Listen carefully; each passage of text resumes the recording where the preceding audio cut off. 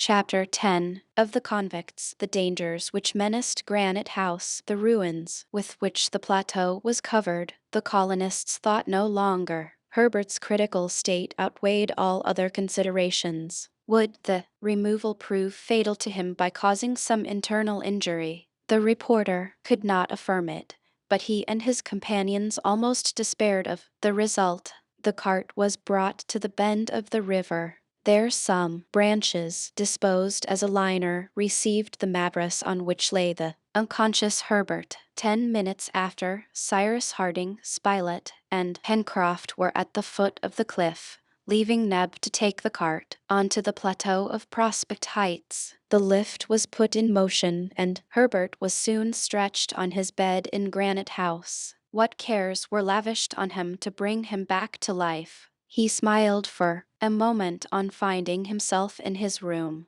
but could scarcely even murmur a few words, so great was his weakness. Gideon Spilett examined his wounds. He feared to find them reopened, having been imperfectly healed. There was nothing of the sort. From where, then, came this prostration? Why was Herbert so much worse? The lad then fell into a kind of feverish sleep, and the reporter and Pencroft remained near the bed. During this time Harding told Neb all that had happened at the corral, and Neb recounted to his master the events of which the plateau had just been the theater. It was only during the preceding night that the convicts had appeared on the edge of the forest at the approaches to Creek Glycerine. Ned, who was watching near the poultry yard, had not hesitated to fire at one of the pirates who was about to cross the stream, but in the darkness he could not tell whether the man had been hit or not. At any rate, it was not enough to frighten away the band, and Neb had only just time to get up to Granite House, where at least he was in safety. But what was he to do there? How prevent the devastations with which the convicts threatened the plateau? Had Neb any means by which to warn his master? And besides, in what situation were the inhabitants of the corral themselves? Cyrus Harding and his companions had left on the 11th of November, and it was now the 29th. It was, therefore, 19 days since Neb had had other news than that brought by Top. Disastrous news. Ayrton disappeared, Herbert severely wounded, the engineer, reporter, and sailor, as it were, imprisoned in the corral. What was he to do? Asked poor Neb. Personally, he had nothing to fear, for the convicts could not reach him in Granite House. But the buildings, the plantations, all their arrangements at the mercy of the pirates. Would it not be best to let Cyrus Harding judge of what he ought to do, and to warn him, at least, of the danger which threatened him? Neb then thought of employing Jup and confiding a note to him. He knew the Oring's great intelligence, which had been often put to the proof. Jup understood the word corral, which had been frequently pronounced before him, and it may be remembered, too, that he had often driven the cart there in company with Pencroft. Day had not yet dawned. The active Oring would know how to pass unperceived through the woods, of which the convicts, besides, would think he was a native. Neb did not hesitate. He wrote the note, he tied it to Jup's neck, he brought the ape to the door of Granite House, from which he let down a long cord to the ground. Then, several times he repeated these words, Jup, Jup, corral, corral. The creature understood, seized the cord, glided rapidly down the beach, and disappeared in the darkness without the convict's attention having been in the least excited.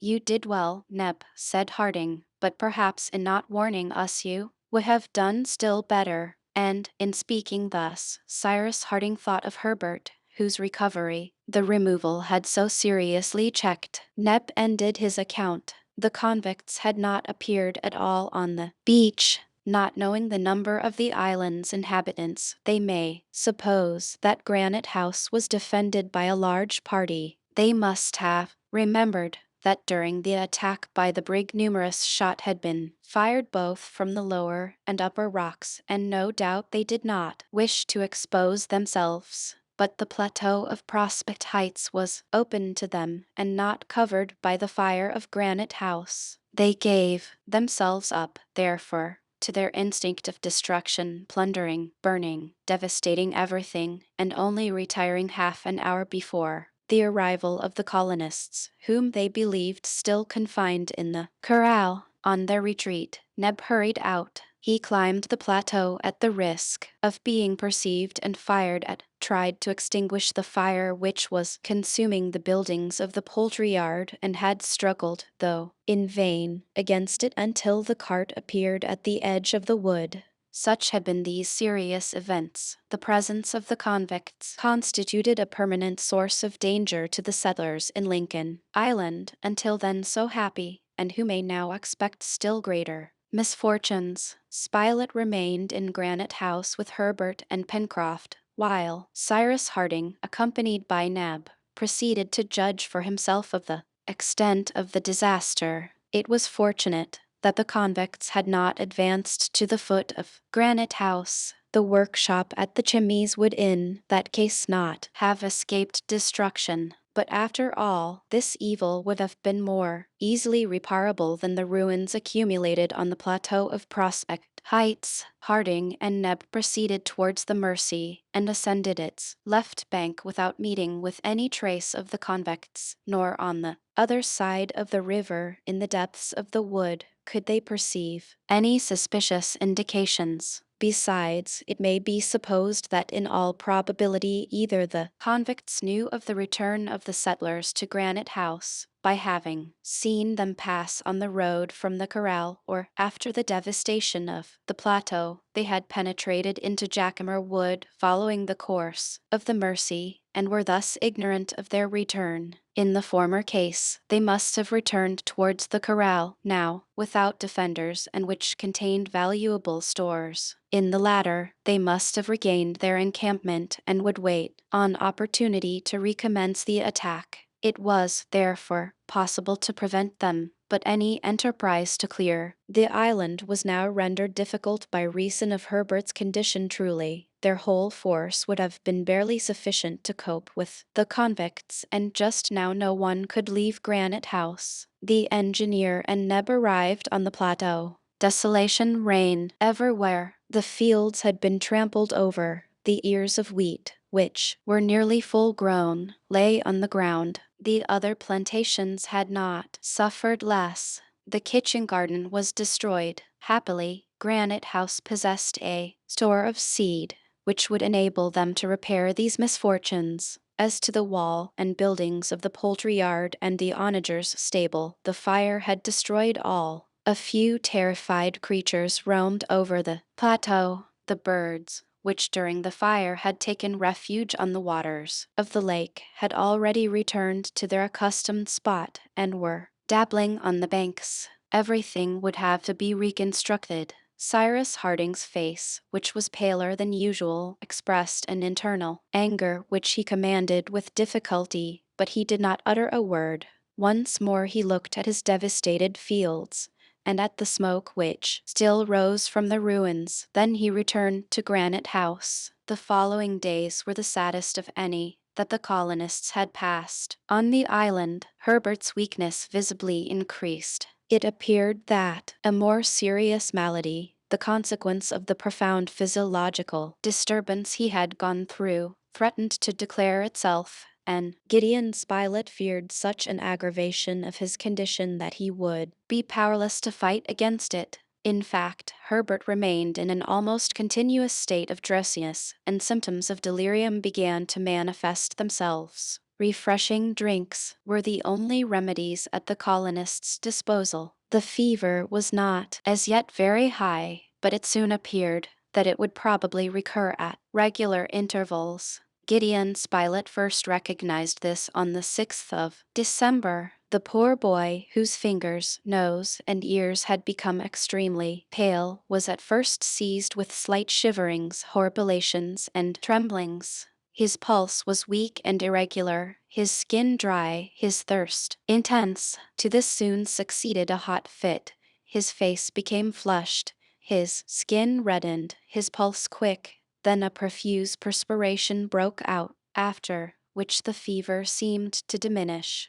The attack had lasted nearly 5 hours. Gideon Spilett had not left Herbert, who, it was only too certain, was now seized by an intermittent fever, and this fever must be cured at any cost before it should assume a more serious aspect. And in order to cure it, said Spilett to Cyrus Harding, we need a febrifuge. A febrifuge, answered the engineer. We have neither Peruvian bark nor sulfate of quinine. No, said Gideon Spilett, but there are willows on the border of the lake, and the bark of the willow may, perhaps, prove to be a substitute for quinine. Let us try it without losing a moment, replied Cyrus Harding. The bark of the willow has, truly, been justly considered as a succedenium for Peruvian bark, as has also that of the horse chestnut tree, the leaf of the holly, the snake root, etc. It was evidently necessary to make trial of this substance, although not so valuable as Peruvian bark, and to employ it in its natural state, since they had no means for extracting its essence. Cyrus Harding went himself to cut from the trunk of a species of black willow a few pieces of bark. He brought them back to Granite House and reduced them to a powder,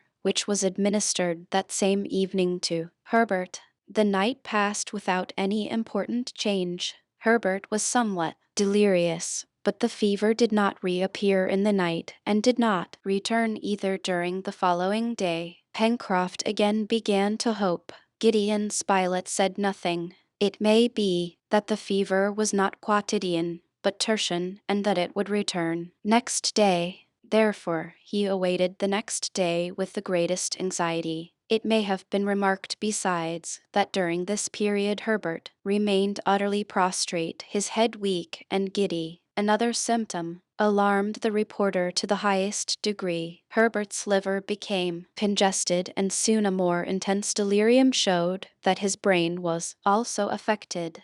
Gideon Spilett was overwhelmed by this new complication. He took the engineer aside. It is a malignant fever, said he. A malignant fever, cried Harding. You are mistaken, Spilett. A malignant fever does not declare itself spontaneously. Its germ must previously have existed.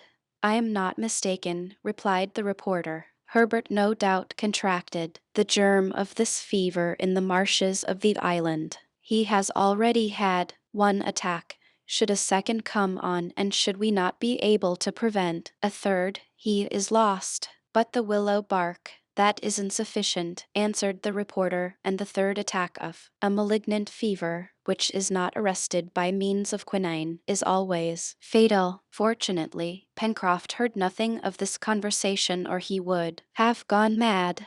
It may be imagined what anxiety the engineer and the reporter suffered during the day of the 7th of December and the following night. Towards the middle of the day the second attack came on. The crisis was terrible. Herbert felt himself sinking. He stretched his arms towards Cyrus Harding, towards Spilett, towards Pencroft. He was so young to die. The scene was heartrending. They were obliged to send Pencroft away.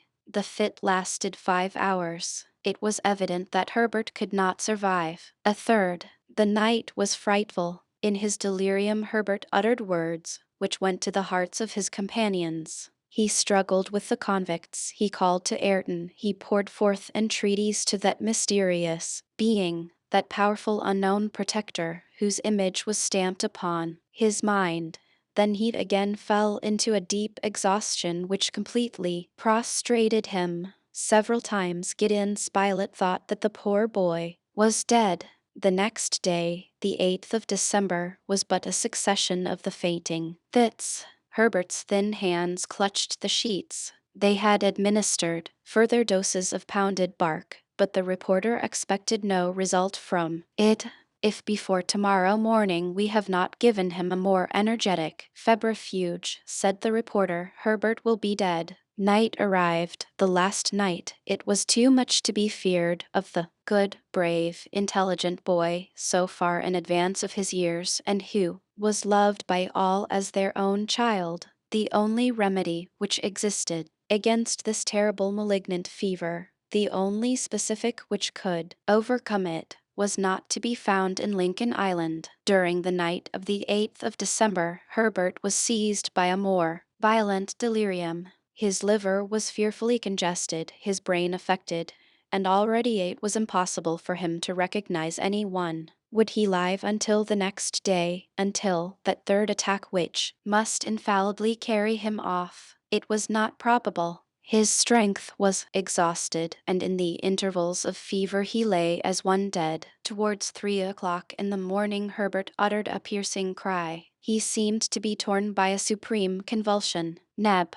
who was near him, terrified, ran into the next room where his companions were watching. Top, at that moment, barked in a strange manner. All rushed in immediately and managed to restrain the dying boy, who was endeavoring to throw himself out of his bed, while Spilett, taking his arm, felt his pulse gradually quicken. It was 5 in the morning. The rays of the rising sun began to shine in at the windows of Granite House. It promised to be a fine day, and this day was to be poor Herbert's last. A ray glanced on the table placed near the bed. Suddenly Pencroft, uttering a cry, pointed to the table. Chapter 11. Gideon Spilett took the box and opened it. It contained nearly 200 grains of a white powder, a few particles of which he carried to his lips. The extreme bitterness of the substance precluded all doubt. It was certainly the precious extract of quinine, that preeminent antifebrile. This powder must be administered to Herbert without delay. How it came, there may be discussed later. Some coffee, said Spilett. In a few moments Neb brought a cup of the warm infusion. Gideon Spilett threw into it about 18 grains of quinine, and they succeeded in making Herbert drink the mixture. There was still time, for the third attack of the malignant fever had not yet shown itself. How they longed to be able to add that it would not return. Besides, it must be remarked, the hopes of all had now revived. The mysterious influence had been again exerted, and in a critical moment, when they had despaired of it, in a few hours Herbert was much calmer. The colonists could now discuss this incident. The intervention of the stranger was more evident than ever. But how had he been able to penetrate during the night into Granite House? It was inexplicable, and, in truth, the proceedings of the genius of the island were not less mysterious than was that genius himself. During this day the sulfate of quinine was administered to Herbert every 3 hours. The next day some improvement in Herbert's condition was apparent. Certainly he was not out of danger, intermittent fevers being subject to frequent and dangerous relapses, but the most assiduous care was bestowed on him, and besides, the specific was at hand, nor, doubtless, was he who had brought it far distant, and the hearts of all were animated by returning hope. This hope was not disappointed. 10 days after, on the 20th of December, Herbert's convalescence commenced. He was still weak, and strict diet had been imposed upon him, but no access of fever supervened. And then the poor boy submitted with such docility to all the prescriptions ordered him. He longed so to get well. Pencroft was as a man who has been drawn up from the bottom of an abyss. Fits of joy approaching delirium seized him. When the time for the third attack had passed by, he nearly suffocated the reporter in his embrace. Since then, he always called him Dr. Spilett. The real doctor, however, remained undiscovered. "We will find him," repeated the sailor. Certainly, this man, whoever he was, may expect a somewhat too energetic embrace from the worthy Pencroft. The month of December ended, and with it the year 1867, during which the colonists of Lincoln Island had of late been so severely tried. They commenced the year 1868 with magnificent weather, great heat, and a tropical temperature, delightfully cooled by the sea breeze. Herbert's recovery progressed, and from his bed, placed near one of the windows of Granite House, he could inhale the fresh air, charged with ozone, which could not fail to restore his health.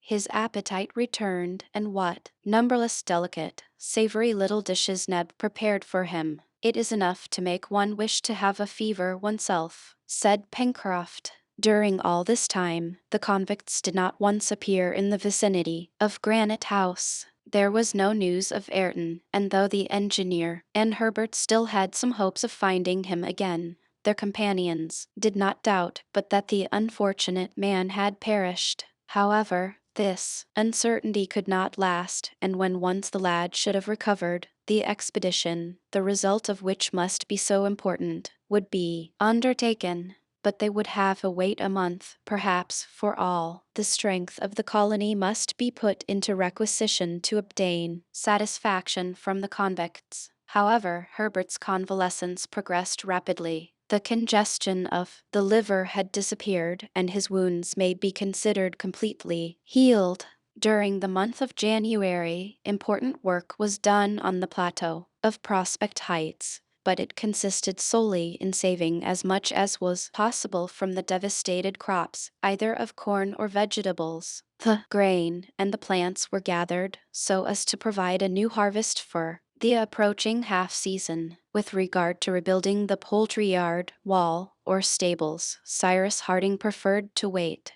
While he and his companions were in pursuit of the convicts, the latter may very probably pay another visit to the plateau, and it would be useless to give them an opportunity of recommencing their work of destruction. When the island should be cleared of these miscreants, they would set about rebuilding. The young convalescent began to get up in the second week of January, at first for 1 hour a day, then 2, then 3. His strength visibly returned, so vigorous was his constitution. He was now 18 years of age. He was tall and promised to become a man of noble and commanding presence. From this time his recovery, while still requiring care and doctor, Spilett was very strict, made rapid progress. Towards the end of the month, Herbert was already walking about on Prospect Heights and the beach. He derived from several sea baths, which he took in company with Pencroft and Neb, the greatest possible benefit.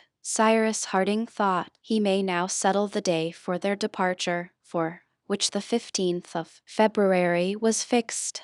The nights, very clear at this time of year, would be favorable to the researches they intended to make all over the island.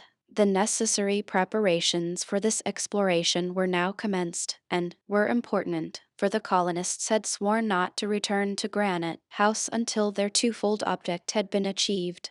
On the one hand, to exterminate the convicts and rescue Ayrton, if he was still living; on the other, to discover who it was that presided so effectually over the fortunes of the colony of Lincoln Island. The settlers knew thoroughly all the eastern coast, from Claw Cape to the Mandible Capes, the extensive Tadworn Marsh, the neighborhood of Lake Grant, Jacamar Wood between the road to the corral and the Mercy, the courses of the Mercy and Red Creek, and lastly the spurs of Mount Franklin, among which the corral had been established.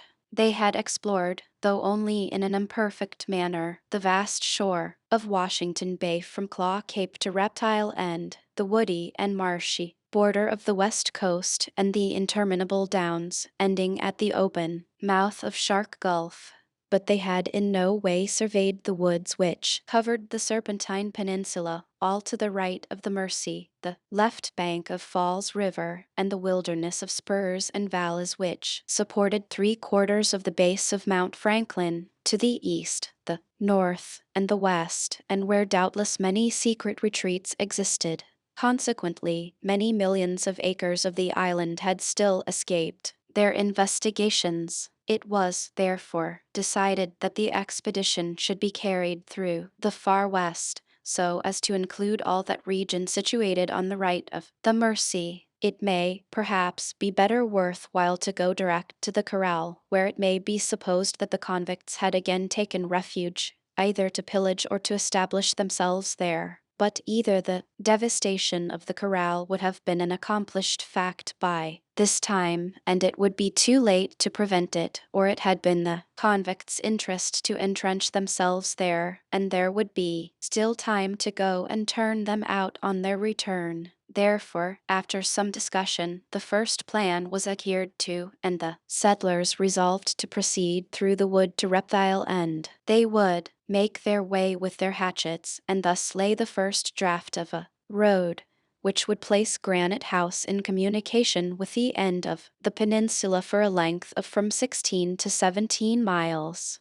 The cart was in good condition, the onagers well rested, could go a long journey, provisions, camp effects, a portable stove, and various utensils were packed in the cart, as also weapons and ammunition, carefully chosen from the now complete arsenal of Granite House. But it was necessary to remember that the convicts were, perhaps, roaming about the woods, and that in the amid of these thick forests a shot may quickly be fired and received.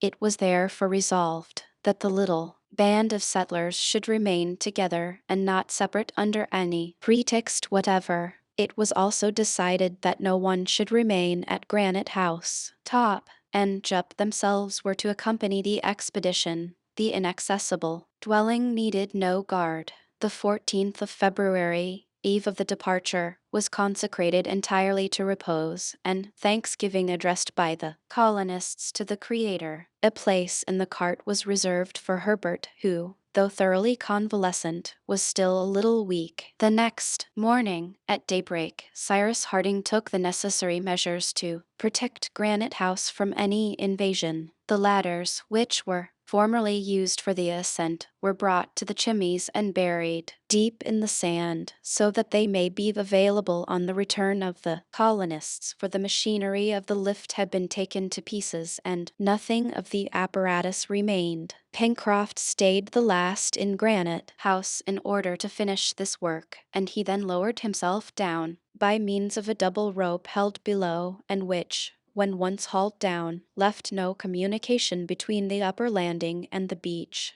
The weather was magnificent. "We shall have a warm day of it," said the reporter, laughing. "Pooh, Doctor Spilett," answered Pencroft, "we shall walk under the shade of the trees and shan't evening see the sun." "Forward," said the engineer. The cart was waiting on the beach before the Chimneys. The reporter made Herbert take his place in it during the first hours at least of the journey, and the lad was obliged to submit to his doctor's orders. Neb placed himself at the onagers' heads. Cyrus Harding, the reporter, and the sailor walked in front. Top bounded joyfully along. Herbert offered a seat in his vehicle to Jup, who accepted it without ceremony. The moment for departure had arrived, and the little band set out. The cart first turned the angle of the mouth of the Mersey, then, having ascended the left bank for a mile, crossed the bridge at the other side, of which commenced the road to Port Balloon, and there the explorers, leaving this road on their left, entered the cover of the immense woods, which formed the region of the far west. For the first 2 miles the widely scattered trees allowed the cart to pass with ease. From time to time it became necessary to cut away a few creepers and bushes, but no serious obstacle impeded the progress of the colonists. The thick foliage of the trees threw a grateful shade on the ground. Deodars, Douglas firs, casuarinas, banksias, gum trees, dragon trees, and other well-known species succeeded each other far as the eye could reach. The feathered tribes of the island were all represented: grouse, jacamars, pheasants, lories, as well as the chattering cockatoos, parrots, and paroquets. Agoutis, kangaroos, and capybaras fled swiftly at their approach, and all this reminded the settlers of the first excursions they had made on their arrival at the island. "Nevertheless," observed Cyrus Harding, "I notice that these creatures, both birds and quadrupeds, are more timid than formerly. These woods have, therefore, been recently traversed by the convicts, and we shall certainly find some traces of them." And, in fact, in several places they could distinguish traces, more or less recent, of the passage of a band of men. Here branches broken off the trees, perhaps to mark out the way. There the ashes of a fire, and footprints in clayey spots, but nothing which appeared to belong to a settled encampment. The engineer had recommended his companions to refrain from hunting. The reports of the firearms may give the alarm to the convicts, who were, perhaps, roaming through the forest. Moreover, the hunters would necessarily ramble some distance from the cart, which it was dangerous to leave unguarded. In the after part of the day, when about 6 miles from Granite House, their progress became much more difficult. In order to make their way through some thickets, they were obliged to cut down trees. Before entering such places, Harding was careful to send in Top and Jup, who faithfully accomplished their commission, and when the dog and Oring returned without giving any warning, there was evidently nothing to fear either from convicts or wild beasts, two varieties of the animal kingdom, whose ferocious instincts placed them on the same level. On the evening of the first day, the colonists encamped about 9 miles from Granite House, on the border of a little stream falling into the Mersey, and of the existence of which they had till then been ignorant. It evidently, however, belonged to the hydrographical system to which the soil owed its astonishing fertility. The settlers made a hearty meal, for their appetites were sharpened, and measures were then taken that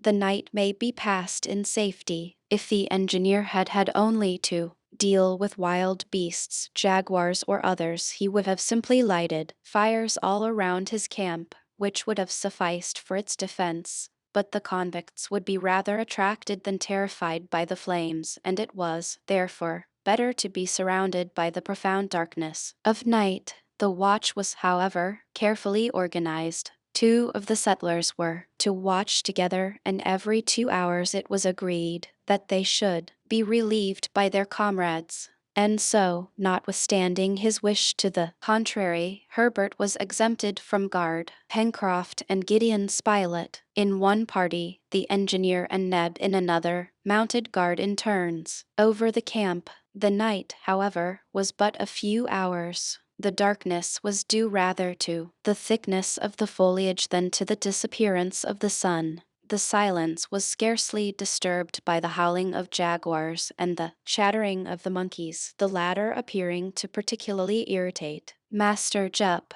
The night passed without incident, and on the next day, the 15th of February, the journey through the forest, tedious rather than difficult, was continued. This day they could not accomplish more than 6 miles, for every moment they were obliged to cut a road with their hatchets. Like true settlers, the colonists spared the largest and most beautiful trees, which would besides have cost immense labor to fell, and the small ones only were sacrificed. But the result was that the road took a very winding direction, and lengthened itself by numerous detours. During the day Herbert discovered several new specimens not before met with in the island, such as the tree fern, with its leaves spread out, like the waters of a fountain, locust trees, on the long pods of which the onagers browsed greedily, and which supplied a sweet pulp of excellent flavor. There, too, the colonists again found groups of magnificent quarries, their cylindrical trunks crowded with a cone of verdure rising to a height of 200 feet. These were the tree kings of New Zealand, as celebrated as the cedars of Lebanon. As to the fauna, there was no addition to those species already known to the hunters. Nevertheless, they saw, though unable to get near them, a couple of those large birds peculiar to Australia, a sort of cassowary, called emu, 5 feet in height, and with brown plumage, which belong to the tribe of waders. Top darted after them as fast as his 4 legs could carry him, but the emus distanced him with ease. So prodigious was their speed. As to the traces left by the convicts, a few more were discovered. Some footprints found near an apparently recently extinguished fire were attentively examined by the settlers. By measuring them one after the other, according to their length and breadth, the marks of 5 men's feet were easily distinguished. The 5 convicts had evidently camped on this spot, but, and this was the object of so minute an examination, a 6th footprint could not be discovered, which in that case would have been that of Ayrton.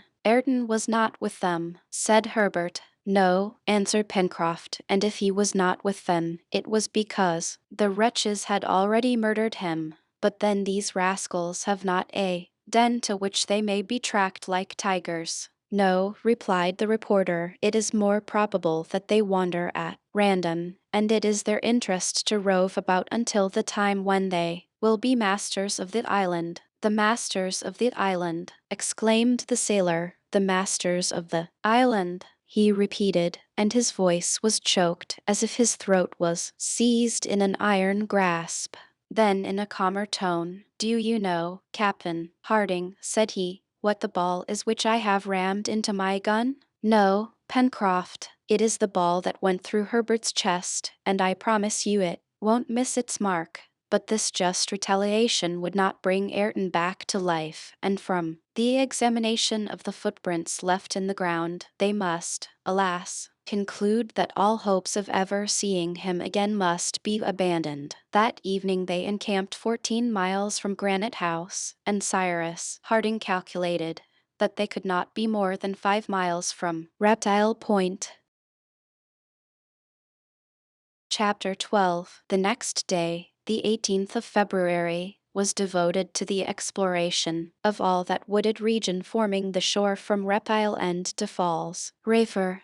The colonists were able to search this forest thoroughly, for, as it was comprised between the two shores of the Serpentine Peninsula, it was only from 3 to 4 miles in breadth. The trees, both by their height and their thick foliage, bore witness to the vegetative power of the soil, more astonishing here than in any other part of the island. One may have said that a corner from the virgin forests of America or Africa had been transported into this temperate zone. This led them to conclude that the superb vegetation found a heat in this soil damp in its upper layer, but warmed in the interior by volcanic fires, which could not belong to a temperate climate. The most frequently occurring trees were nerries and eucalypti of gigantic dimensions. But the colonists' object was not simply to admire the magnificent vegetation. They knew already that in this respect Lincoln Island would have been worthy to take the first rank in the Canary group,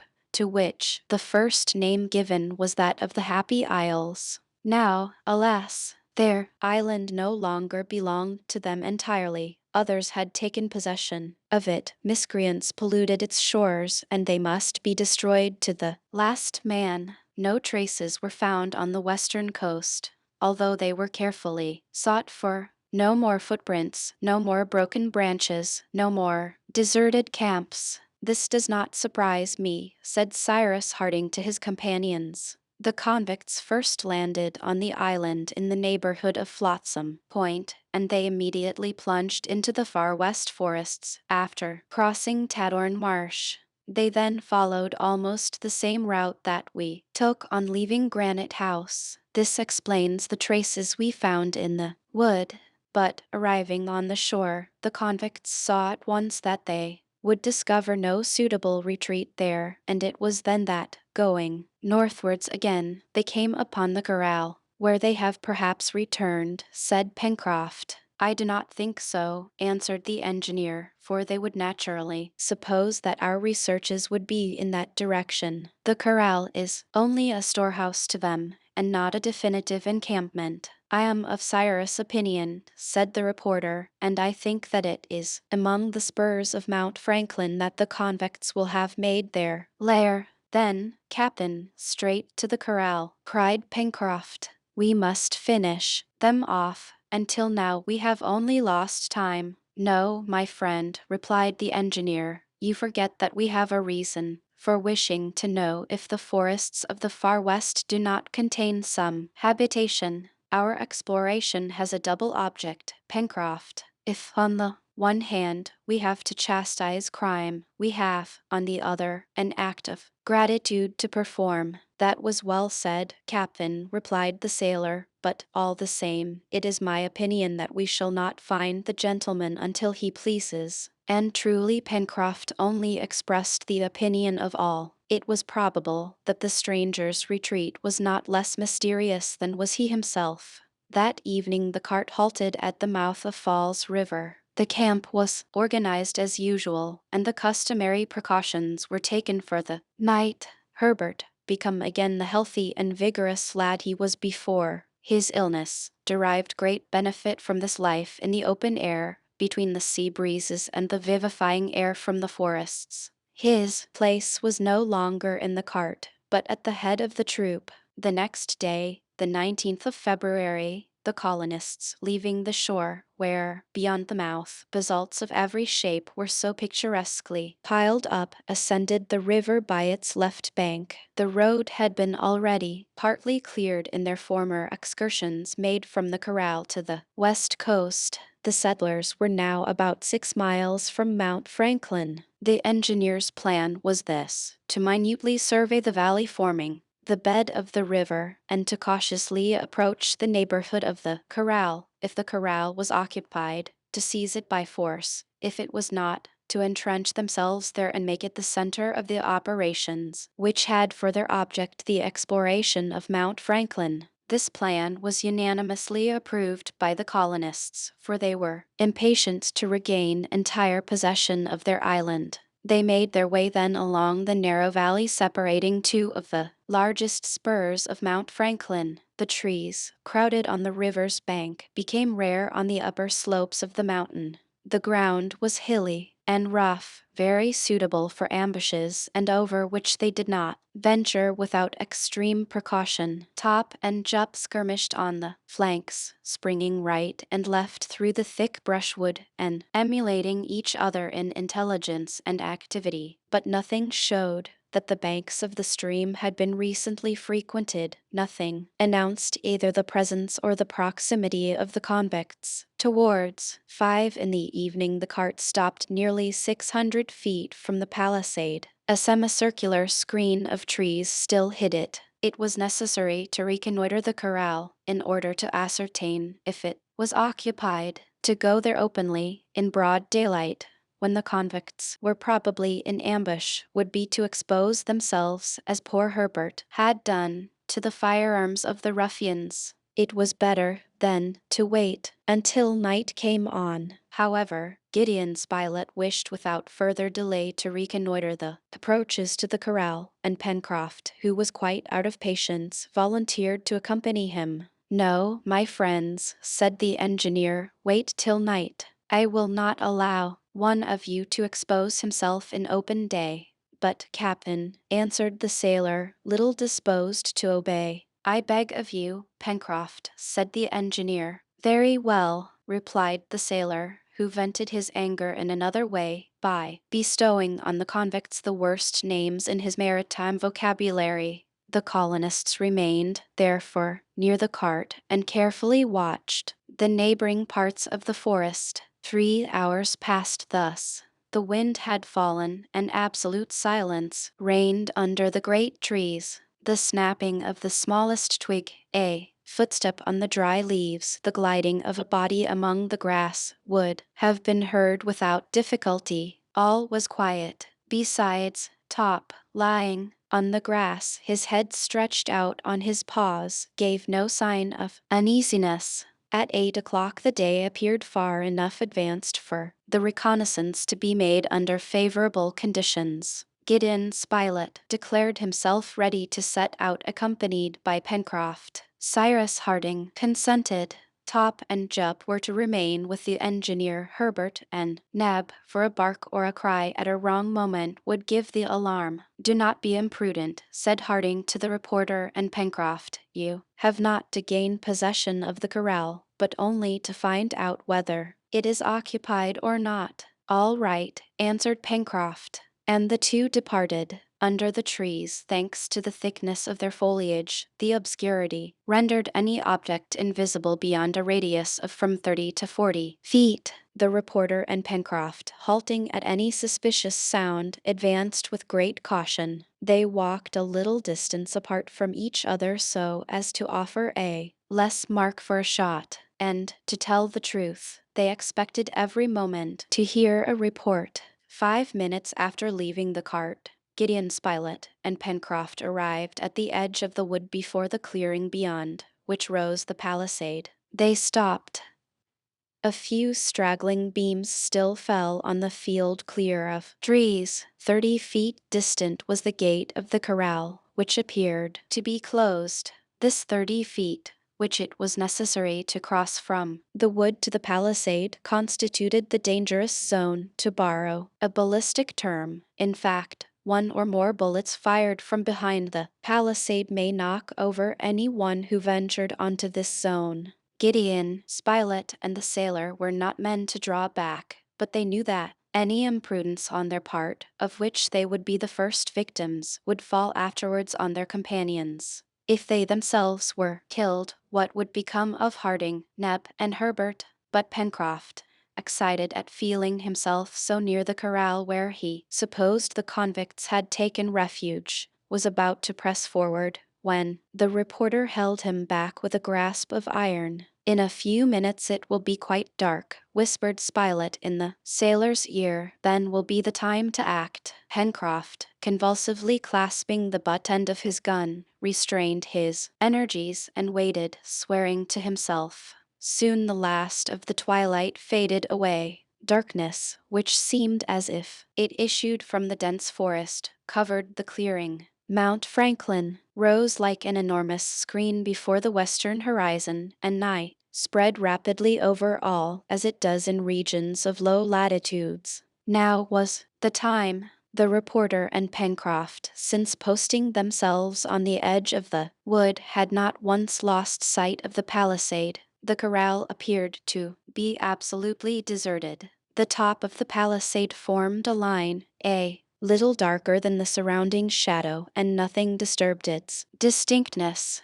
Nevertheless, if the convicts were there, they must have posted one of their number to guard against any surprise. Spilett grasped his companion's hand, and both crept towards the corral, their guns ready to fire. They reached the gate without the darkness being illuminated by a single ray of light. Pencroft tried to push open the gate, which, as the reporter and he had supposed, was closed. However, the sailor was able to ascertain that the outer bars had not been put up. It may, then, be concluded that the convicts were there in the corral, and that very probably they had fastened the gate in such a way that it could not be forced open. Gideon Spilett and Pencroft listened. Not a sound could be heard inside the palisade. The musmons and the goats, sleeping no doubt in their huts, in no way disturbed the calm of night.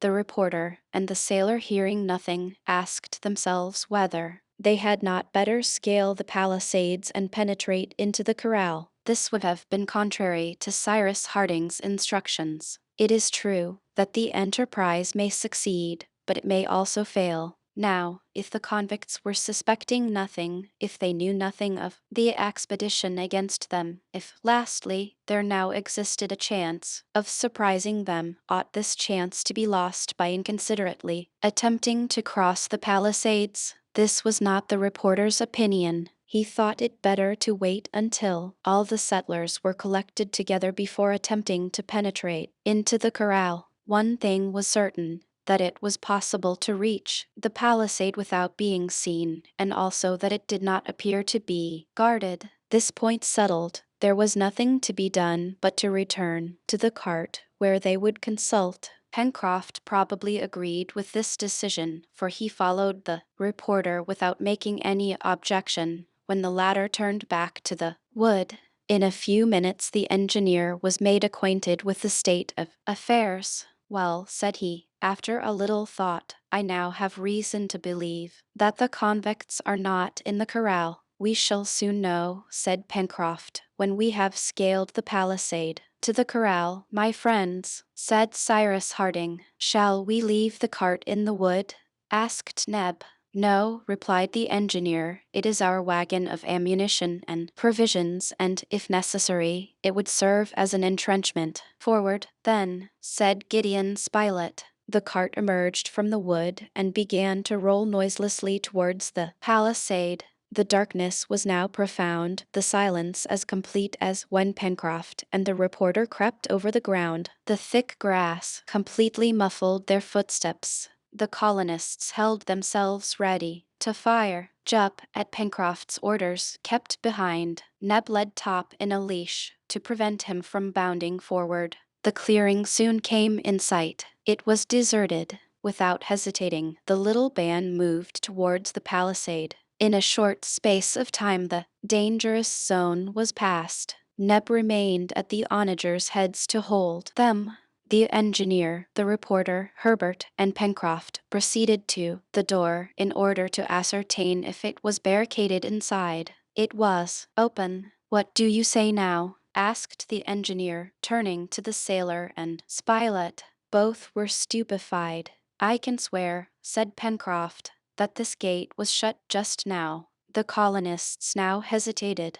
Were the convicts in the corral when Pencroft and the reporter made their reconnaissance? It could not be doubted, as the gate then closed could only have been opened by them. Were they still there, or had one of their number just gone out? All these questions presented themselves simultaneously to the minds of the colonists, but how could they be answered? At that moment Herbert, who had advanced a few steps into the enclosure, drew back hurriedly and seized Harding's hand. "What's the matter?" asked the engineer. "A light in the house." "Yes." All five advanced, and truly, through the window fronting them, they saw, glimmering a feeble light. Cyrus Harding made up his mind rapidly. "It is our only chance," said he to his companions, "of finding the convicts collected in this house. Suspecting nothing, they are in our power. Forward!"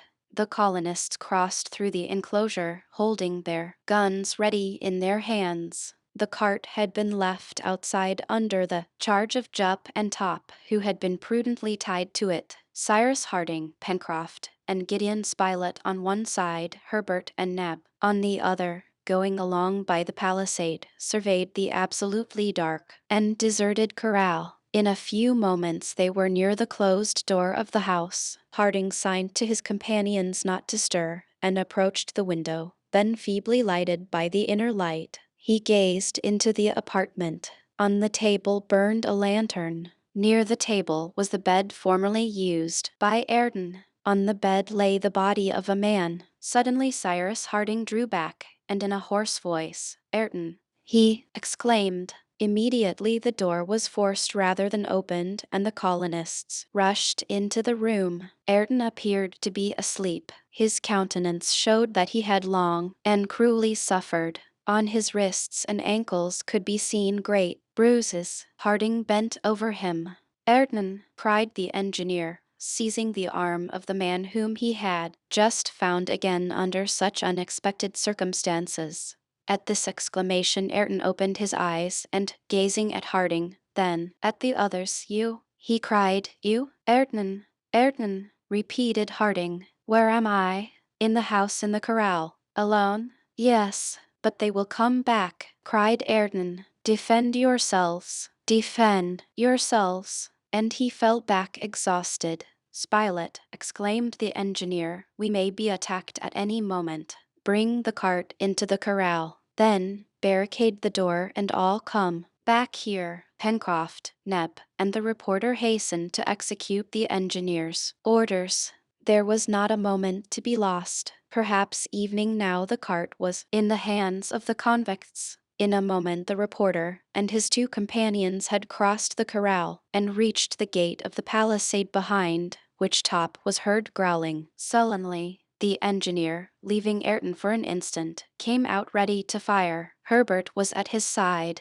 Both surveyed the crest of the spur overlooking the corral. If the convicts were lying in ambush there, they may knock the settlers over one after the other. At that moment the moon appeared in the east above the black curtain of the forest, and a white sheet of light spread over the interior of the enclosure. The corral, with its clumps of trees, the little stream which watered it, its wide carpet of grass, was suddenly illuminated. From the side of the mountain, the house and a part of the palisade stood out white in the moonlight. On the opposite side towards the door, the enclosure remained dark. A black mass soon appeared. This was the cart entering the circle of light, and Cyrus Harding could hear the noise made by the door as his companions shut it and fastened the interior bars. But at that moment Top, breaking loose, began to bark furiously and rush to the back of the corral, to the right of the house. "Be ready to fire, my friends," cried Harding. The colonists raised their pieces and waited the moment to fire. Top still barked, and Jup, running towards the dog, uttered shrill cries. The colonists followed him and reached the borders of the little stream, shaded by large trees. And there, in the bright moonlight, what did they see? 5 corpses stretched on the bank.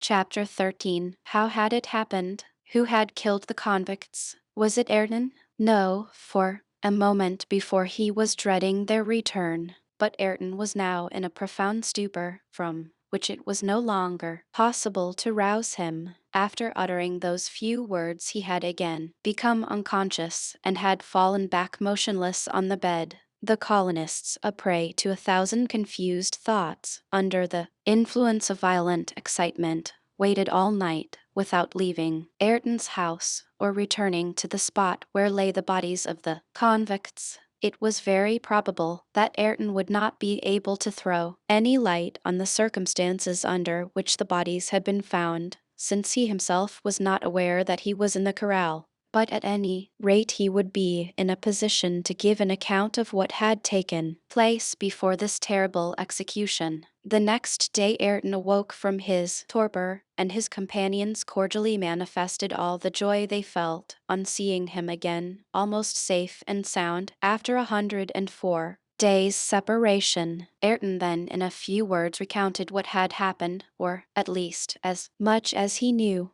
The day after his arrival at the corral, on the 10th of last November, at nightfall, he was surprised by the convicts, who had scaled the palisade. They bound and gagged him.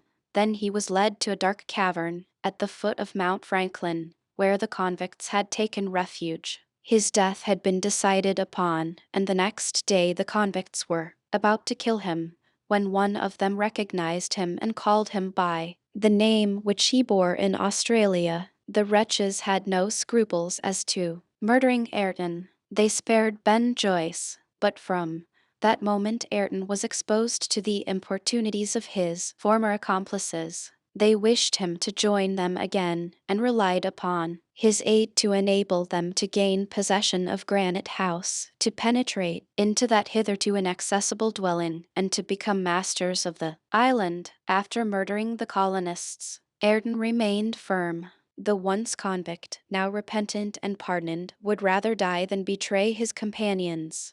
Ayrton, bound, gagged, and closely watched, lived in this cave for 4 months. Nevertheless, the convicts had discovered the corral a short time after their arrival in the island, and since then they had subsisted on Ayrton's stores, but did not live at the corral. On the 11th of November, 2 of the villains, surprised by the colonists' arrival, fired at Herbert, and one of them returned, boasting of having killed one of the inhabitants of the island. But he returned alone. His companion, as is known, fell by Cyrus Harding's dagger. Ayrton's anxiety and despair may be imagined when he learned the news of Herbert's death. The settlers were now only 4, and, as it seemed, at the mercy of the convicts. After this event, and during all the time that the colonists, detained by Herbert's illness, remained in the corral, the pirates did not leave their cavern, and evening after they had pillaged the plateau of Prospect Heights, they did not think it prudent to abandon it. The ill treatment inflicted on Ayrton was now redoubled. His hands and feet still bore the bloody marks of the cords which bound him day and night. Every moment he expected to be put to death, nor did it appear possible that he could escape. Matters remained thus until the 3rd week of February. The convicts, still watching for a favorable opportunity, rarely quitted their retreat, and only made a few hunting excursions, either to the interior of the island or the south coast. Ayrton had no further news of his friends, and relinquished all hope of ever seeing them again. At last, the unfortunate man, weakened by ill treatment, fell into a prostration so profound that sight and hearing failed him. From that moment, that is to say, since the last 2 days, he could give no information whatever of what had occurred. But, Captain Harding, he added, since I was imprisoned in that cavern, how is it that I find myself in the corral? How is it that the convicts are lying over their dead in the middle of the enclosure? Answered the engineer. Dead, cried Ayrton, half rising from his bed, notwithstanding his weakness. His companions supported him. He wished to get up, and with their assistance he did so. They then proceeded together towards the little stream. It was now broad daylight. There, on the bank, in the position in which they had been stricken by death in its most instantaneous form, lay the corpses of the 5 convicts. Ayrton was astounded. Harding and his companions looked at him without uttering a word. On a sign from the engineer, Neb and Pencroft examined the bodies already stiffened by the cold. They bore no apparent trace of any wound, only, after carefully examining them, Pencroft found on the forehead of one, on the chest of another, on the back of this one, on the shoulder of that, a little red spot, a sort of scarcely visible bruise, the cause of which it was impossible to conjecture. It is there that they have been struck, said Cyrus Harding. But with what weapon? Cried the reporter. A weapon, lightning-like in its effects, and of which we have not the secret. And who has struck the blow? Asked Pencroft. The avenging power of the island, replied Harding, he who brought you here, Ayrton, whose influence has once more manifested itself, who does for us all that which we cannot do for ourselves, and who, his will accomplished, conceals himself from us. Let us make search for him, then, exclaimed Pencroft. Yes, we will search for him, answered Harding, but we shall not discover this powerful being who performs such wonders until he pleases to call us to him. This invisible protection, which rendered their own action unavailing, both irritated and piqued the engineer. The relative inferiority which it proved was of a nature to wound a haughty spirit, a generosity evinced in such a manner as to elude all tokens of gratitude implied a sort of disdain for those on whom the obligation was conferred, which in Cyrus Harding's eyes marred, in some degree, the worth of the benefit. Let us search, he resumed, and God grant that we may some day be permitted to prove to this haughty protector that he has not to deal with ungrateful people. What would I not give could we repay him by rendering him in our turn, although at the price of our lives, some signal service. From this day, the thoughts of the inhabitants of Lincoln Island were solely occupied with the intended search. Everything incited them to discover the answer to this enigma, an answer which would only be the name of a man endowed with a truly inexplicable and in some degree superhuman power. In a few minutes, the settlers re-entered the house, where their influence soon restored to Ayrton his moral and physical energy. Neb and Pencroft carried the corpses of the convicts into the forest, some distance from the corral, and buried them deep in the ground. Ayrton was then made acquainted with the facts which had occurred during his seclusion. He learned Herbert's adventures, and through what various trials the colonists had passed. As to the settlers, they had despaired of ever seeing Ayrton again, and had been convinced that the convicts had ruthlessly murdered him. And now, said Cyrus Harding, as he ended his recital, a duty remains for us to perform. Half of our task is accomplished, but although the convicts are no longer to be feared, it is not owing to ourselves that we are once more masters of the island. Well, answered Gideon Spilett, let us search all this labyrinth of the spurs of Mount Franklin. We will not leave a hollow, not a hole, unexplored. Ah, if ever a reporter found himself face to face with a mystery, it is I who now speak to you, my friends, and we will not return to Granite House until we have found our benefactor, said Herbert. Yes, said the engineer, we will do all that it is humanly possible to do, but I repeat we shall not find him until he himself permits us. Shall we stay at the corral? Asked Pencroft. We shall stay here, answered Harding. Provisions are abundant, and we are here in the very center of the circle we have to explore. Besides, if necessary, the cart will take us rapidly to Granite House. Good, answered the sailor. Only I have a remark to make.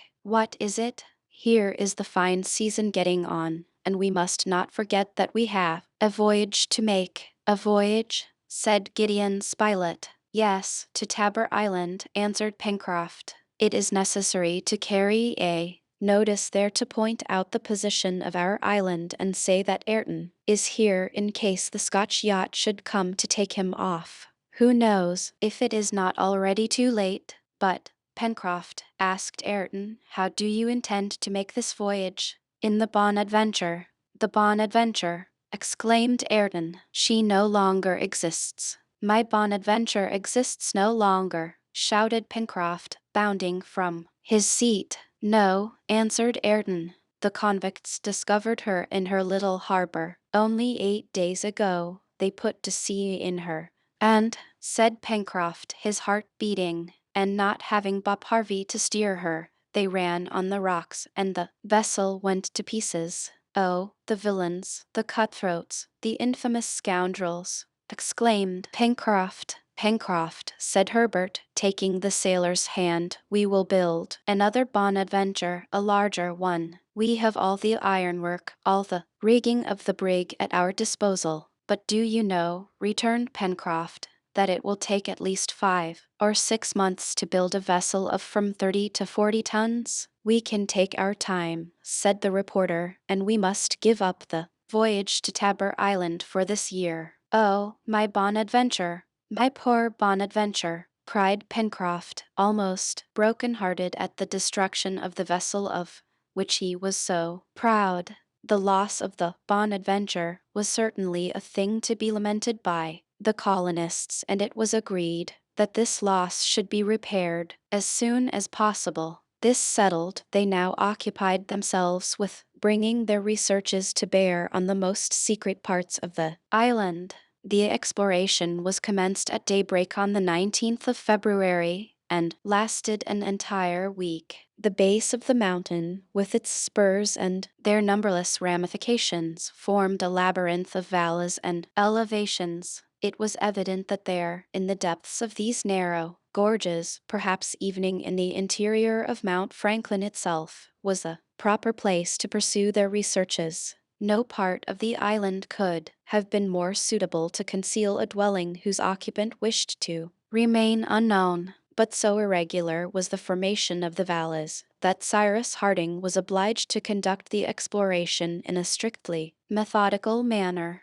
The colonists first visited the valley opening to the south of the volcano, and which first received the waters of Falls River. There, Ayrton showed them the cavern where the convicts had taken refuge, and in which he had been imprisoned until his removal to the corral. This cavern was just as Ayrton had left it. They found there a considerable quantity of ammunition and provisions, conveyed there by the convicts, in order to form a reserve. The whole of the valley bordering on the cave, shaded by fir and other trees, was thoroughly explored, and on turning the point of the southwestern spur, the colonists entered a narrower gorge similar to the picturesque columns of basalt on the coast. Here the trees were fewer, stones took the place of grass, goats and musmons gamboled among the rocks. Here began the barren part of the island. It could already be seen that, of the numerous valleys branching off at the base of Mount Franklin, 3 only were wooded and rich in pasturage like that of the corral, which bordered on the west on the Falls River Valley and on the east on the Red Creek Valley. These 2 streams, which lower down became rivers by the absorption of several tributaries, were formed by all the springs of the mountain and thus caused the fertility of its southern part.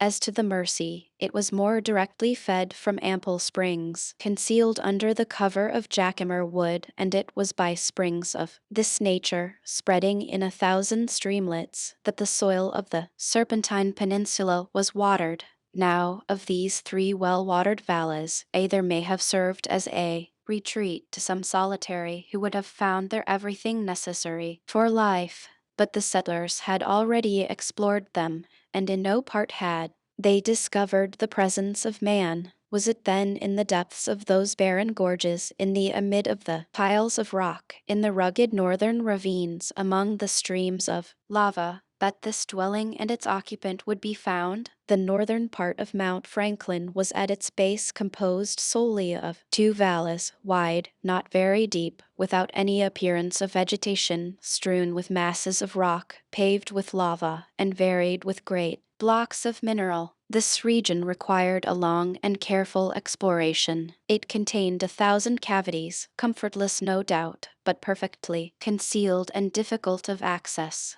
The colonists' evening visited dark tunnels, dating from the volcanic period, still black from the passage of the fire, and penetrated into the depths of the mountain. They traversed these somber galleries, waving lighted torches. They examined the smallest excavations, they sounded the shallowest depths, but all was dark and silent. It did not appear that the foot of man had ever before trodden these ancient passages, or that his arm had ever displaced one of these blocks, which remained as the volcano had cast them up above the waters at the time of the submersion of the island. However, although these passages appeared to be absolutely deserted and the obscurity was complete, Cyrus Harding was obliged to confess that absolute silence did not reign there. On arriving at the end of one of these gloomy caverns, extending several hundred feet into the interior of the mountain, he was surprised to hear a deep rumbling noise, increased in intensity by the sonorousness of the rocks. Gideon Spilett, who accompanied him, also heard these distant mutterings, which indicated a revivification of the subterranean fires. Several times both listened, and they agreed that some chemical process was taking place in the bowels of the earth. Then the volcano is not totally extinct, said the reporter. It is possible that since our exploration of the crater, replied Cyrus Harding, some change has occurred. Any volcano, although considered extinct, may evidently again burst forth. But if an eruption of Mount Franklin occurred, asked Spilett, would there not be some danger to Lincoln Island? I do not think so, answered the reporter. The crater, that is to say, the safety valve, exists, and the overflow of smoke and lava would escape, as it did formerly, by this customary outlet, unless the lava opened a new way for itself towards the fertile parts of the island. And why, my dear Spilett, answered Cyrus Harding, should it not follow the road naturally traced out for it? Well, volcanoes are capricious, returned the reporter. Notice, answered the engineer, that the inclination of Mount Franklin favors the flow of water towards the valleys which we are exploring just now. To turn aside this flow, an earthquake would be necessary to change the mountain's center of gravity. But an earthquake is always to be feared at these times, observed Gideon Spilett. Always, replied the engineer, especially when the subterranean forces begin to awake, as they risk meeting with some obstruction after a long rest. Thus, my dear Spilett, an eruption would be the serious thing for us, and it would be better that the volcano should not have the slightest desire to wake up. But we could not prevent it, could we? At any rate, evening if it should occur, I do not think Prospect Heights would be seriously threatened. Between them and the mountain, the ground is considerably depressed, and if the lava should ever take a course towards the lake, it would be cast on the downs and the neighboring parts of Shark Gulf. We have not yet seen any smoke at the top of the mountain to indicate an approaching eruption, said Gideon Spilett.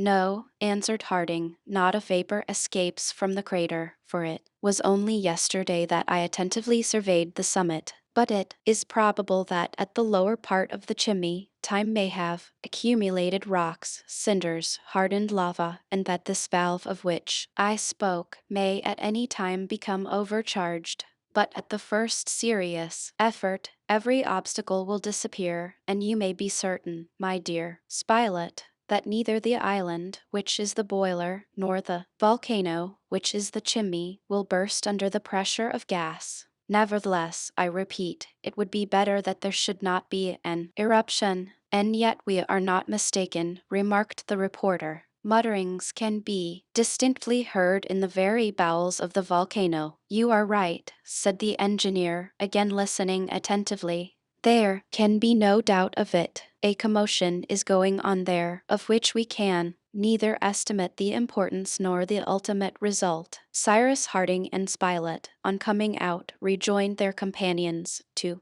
whom they made known the state of affairs. "Very well," cried Pencroft, "the volcano wants to play his pranks. Let him try. If he likes, he will find his master." "Who?" asked Neb. "Our good genius, Neb, our good genius, who will shut his mouth for him, if he so much as pretends to open it." As may be seen, the sailor's confidence in the tutelary deity of his island was absolute, and certainly the occult power manifested until now in so many inexplicable ways appeared to be unlimited.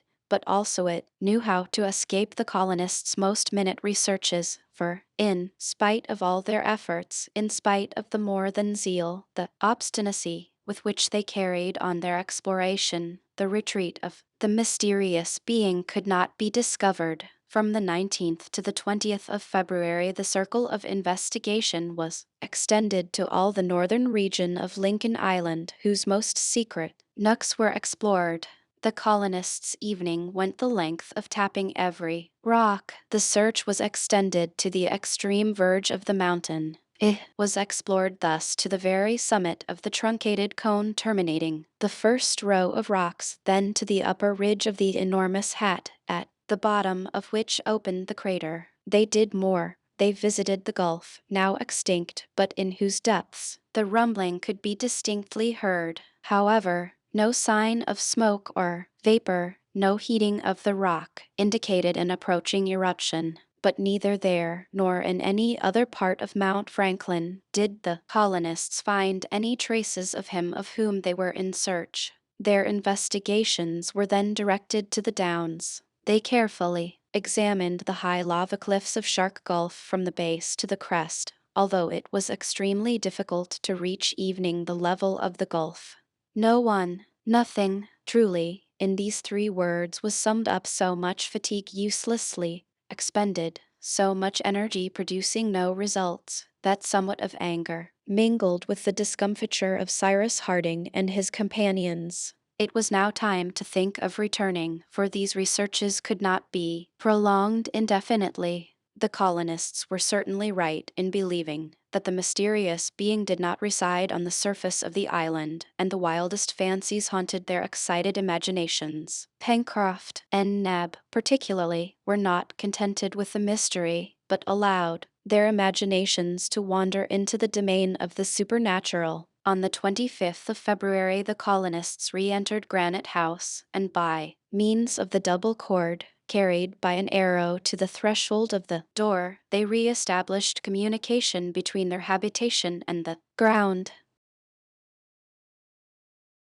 Chapter 14. 3 years had passed away since the escape of the prisoners from Richmond, and how often during those 3 years had they spoken of their country, always present in their thoughts. They had no doubt that the Civil War was at an end, and to them it appeared impossible that the just cause of the North had not triumphed. But what had been the incidents of this terrible war? How much blood had it not cost? How many of their friends must have fallen in the struggle? They often spoke of these things without as yet being able to foresee the day when they would be permitted once more to see their country, to return there, were it but for a few days, to renew the social link with the inhabited world, to establish a communication between their native land and their island, then to pass the longest, perhaps the best, portion of their existence in this colony, founded by them, and which would then be dependent on their country. Was this a dream, impossible to realize?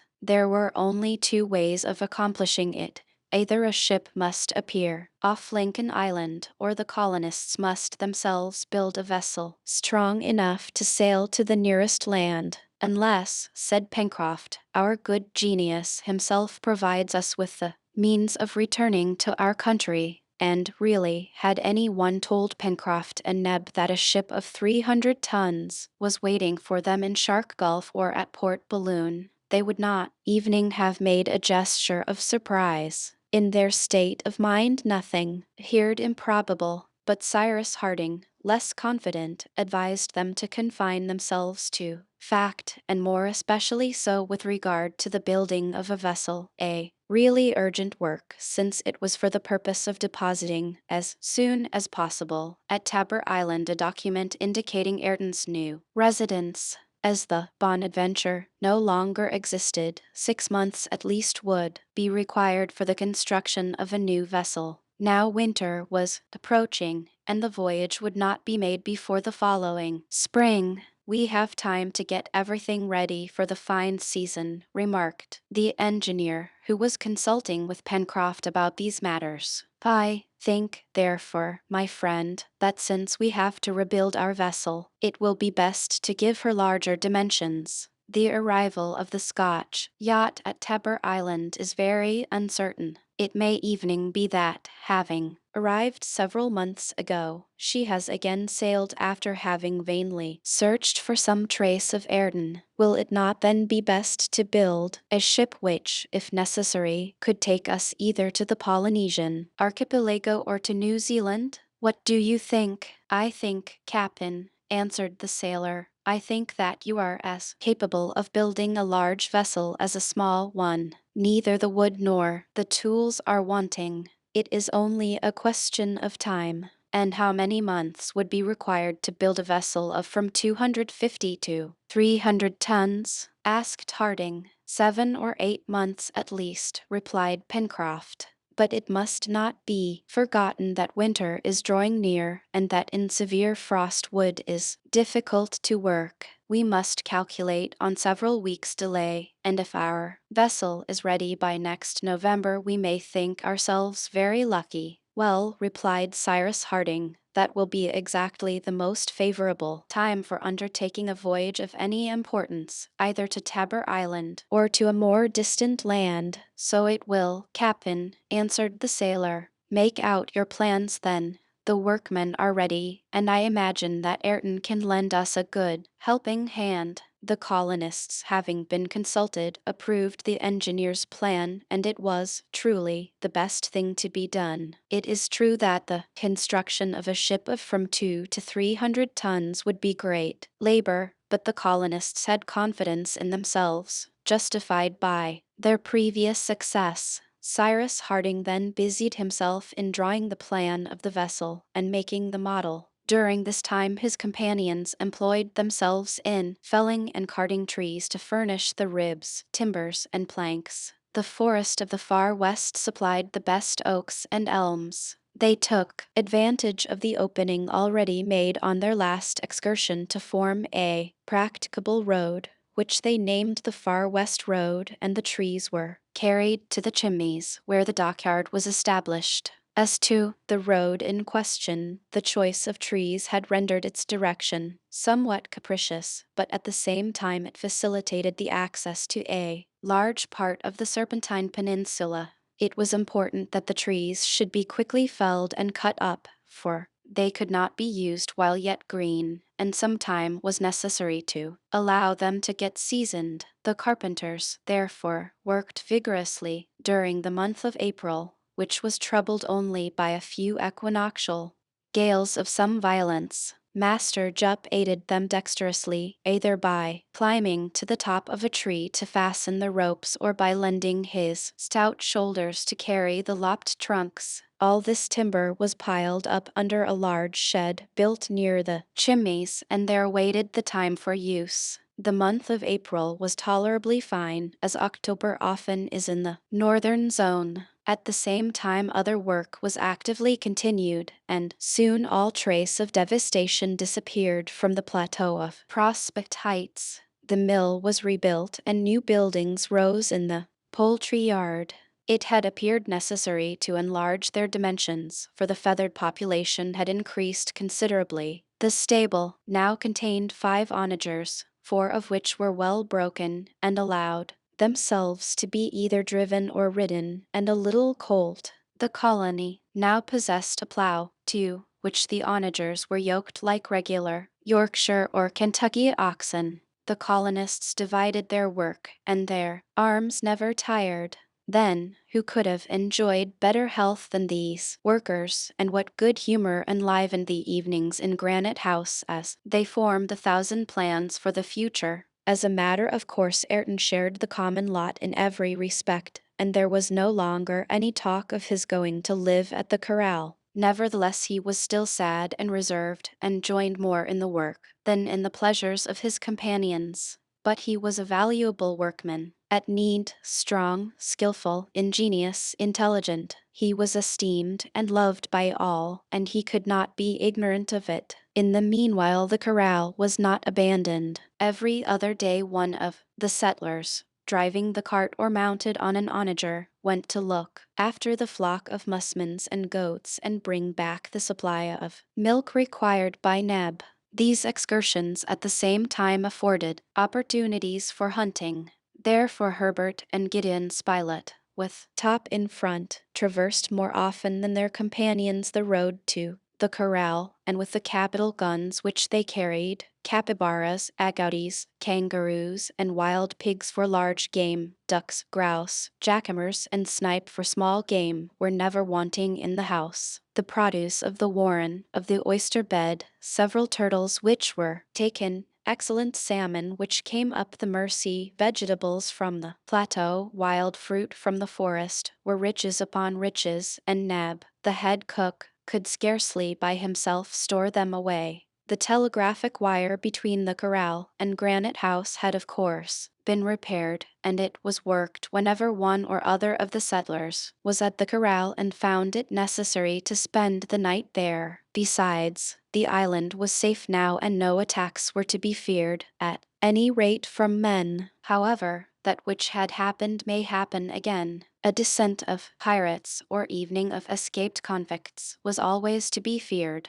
It was possible that companions or accomplices of Bob Harvey had been in the secret of his plans, and may be tempted to imitate him. The colonists, therefore, were careful to observe the sea around the island, and every day their telescope covered the horizon enclosed by Union and Washington bays. When they went to the corral they examined the sea to the west, with no less attention, and by climbing the spur their gaze extended over a large section of the western horizon. Nothing suspicious was discerned, but still it was necessary for them to be on their guard. The engineer one evening imparted to his friends a plan which he had conceived for fortifying the corral. It appeared prudent to him to heighten the palisade and to flank it with a sort of blockhouse, which, if necessary, the settlers could hold against the enemy. Granite House may, by its very position, be considered impregnable. Therefore the corral with its buildings, its stores, and the animals it contained, would always be the object of pirates, whoever they were,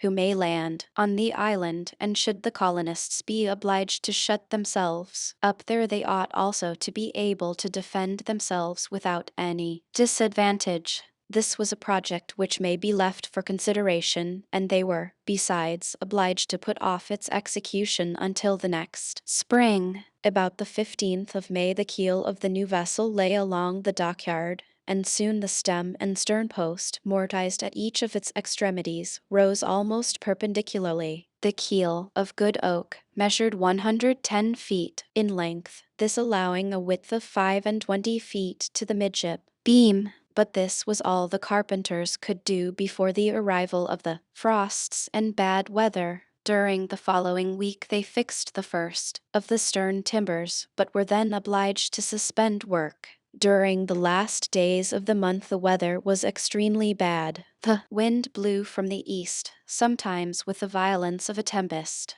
The engineer was somewhat uneasy on account of the dockyard shed, which, besides, he could not have established in any other place near to Granite House, for the islet only imperfectly sheltered the shore from the fury of the open sea, and in great storms the waves beat against the very foot of the granite cliff. But, very fortunately, these fears were not realized. the wind shifted to the southeast, and there the beach of Granite House was completely covered by Flotsam Point. Pencroft and Ayrton, the most zealous workmen at the new vessel, pursued their labor as long as they could. They were not men to mind the wind tearing at their hair, nor the rain wetting them to the skin, and a blow from a hammer is worth just as much in bad as in fine weather. But when a severe frost succeeded this wet period, the wood, its fibers acquiring the hardness of iron, became extremely difficult to work, and about the 10th of June shipbuilding was obliged to be entirely discontinued. Cyrus Harding and his companions had not omitted to observe how severe was the temperature during the winters of Lincoln Island. The cold was comparable to that experienced in the states of New England, situated at almost the same distance from the equator. In the northern hemisphere, or at any rate in the part occupied by British America and the north of the United States, this phenomenon is explained by the flat conformation of the territories bordering on the pole, and on which there is no intumescence of the soil to oppose any obstacle to the north winds. Here, in Lincoln Island, this explanation would not suffice. It has even been observed, remarked Harding one day to his companions, that in equal latitudes the islands and coast regions are less tried by the cold than inland countries. I have often heard it asserted that the winters of Lombardy, for example, are not less rigorous than those of Scotland, which results from the sea restoring during the winter the heat which it received during the summer. Islands are, therefore, in a better situation for benefiting by this restitution. But then, Captain Harding asked Herbert, why does Lincoln Island appear to escape the common law? That is difficult to explain, answered the engineer. However, I should be disposed to conjecture that this peculiarity results from the situation of the island in the southern hemisphere, which, as you know, my boy, is colder than the northern hemisphere. Yes, said Herbert, and icebergs are met with in lower latitudes in the south than in the north of the Pacific. That is true, remarked Pencroft, and when I have been serving on board whalers I have seen icebergs off Cape Horn. The severe cold experienced in Lincoln Island, said Gideon Spilett, may then perhaps be explained by the presence of floes or icebergs comparatively near to Lincoln Island.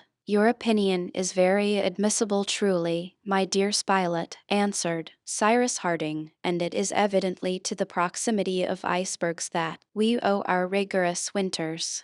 I would draw your attention also to an entirely physical cause, which renders the southern colder than the northern hemisphere. In fact, since the sun is nearer to this hemisphere during the summer, it is necessarily more distant during the winter. This explains then the excess of temperature in the two seasons, for if we find the winters very cold in Lincoln Island, we must not forget that the summers here, on the contrary, are very hot. But why, if you please, Captain? Asked Pencroft, knitting his brows. Why should our hemisphere, as you say, be so badly divided? It isn't just that, friend Pencroft, answered the engineer, laughing. Whether just or not, we must submit to it, and here lies the reason for this peculiarity. The earth does not describe a circle around the sun, but an ellipse, as it must by the laws of rational mechanics. Now, the earth occupies one of the foci of the ellipse, and so at one point in its course is at its apogee, that is at its farthest from the sun, and at another point it is at its perigee, or nearest to the sun. Now it happens that it is during the winter of the southern countries that it is at its most distant point from the sun, and consequently in a situation for those regions to feel the greatest cold.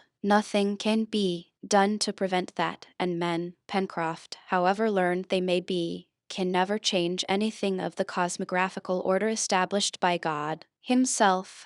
And yet, added Pencroft, the world is very learned. What a big book, Captain, may be made with all that is known, and what a much bigger book still with all that is not known, answered Harding. At last, for one reason or another, the month of June brought the cold, with its accustomed intensity, and the settlers were often confined to Granite House. Ah, how wearisome this imprisonment was to them, and more particularly to Gideon Spilett. "Look here," said he to Neb one day, "I would give you by notarial deed all the estates which will come to me some day, if you were a good enough fellow to go, no matter where, and subscribe to some newspaper. For me, decidedly the thing that is most essential to my happiness is the knowing every morning what has happened the day before in other places than this." Neb began to laugh. "'Pon my word," he replied, "the only thing I think about is my daily work." The truth was that indoors as well as out there was no want of work.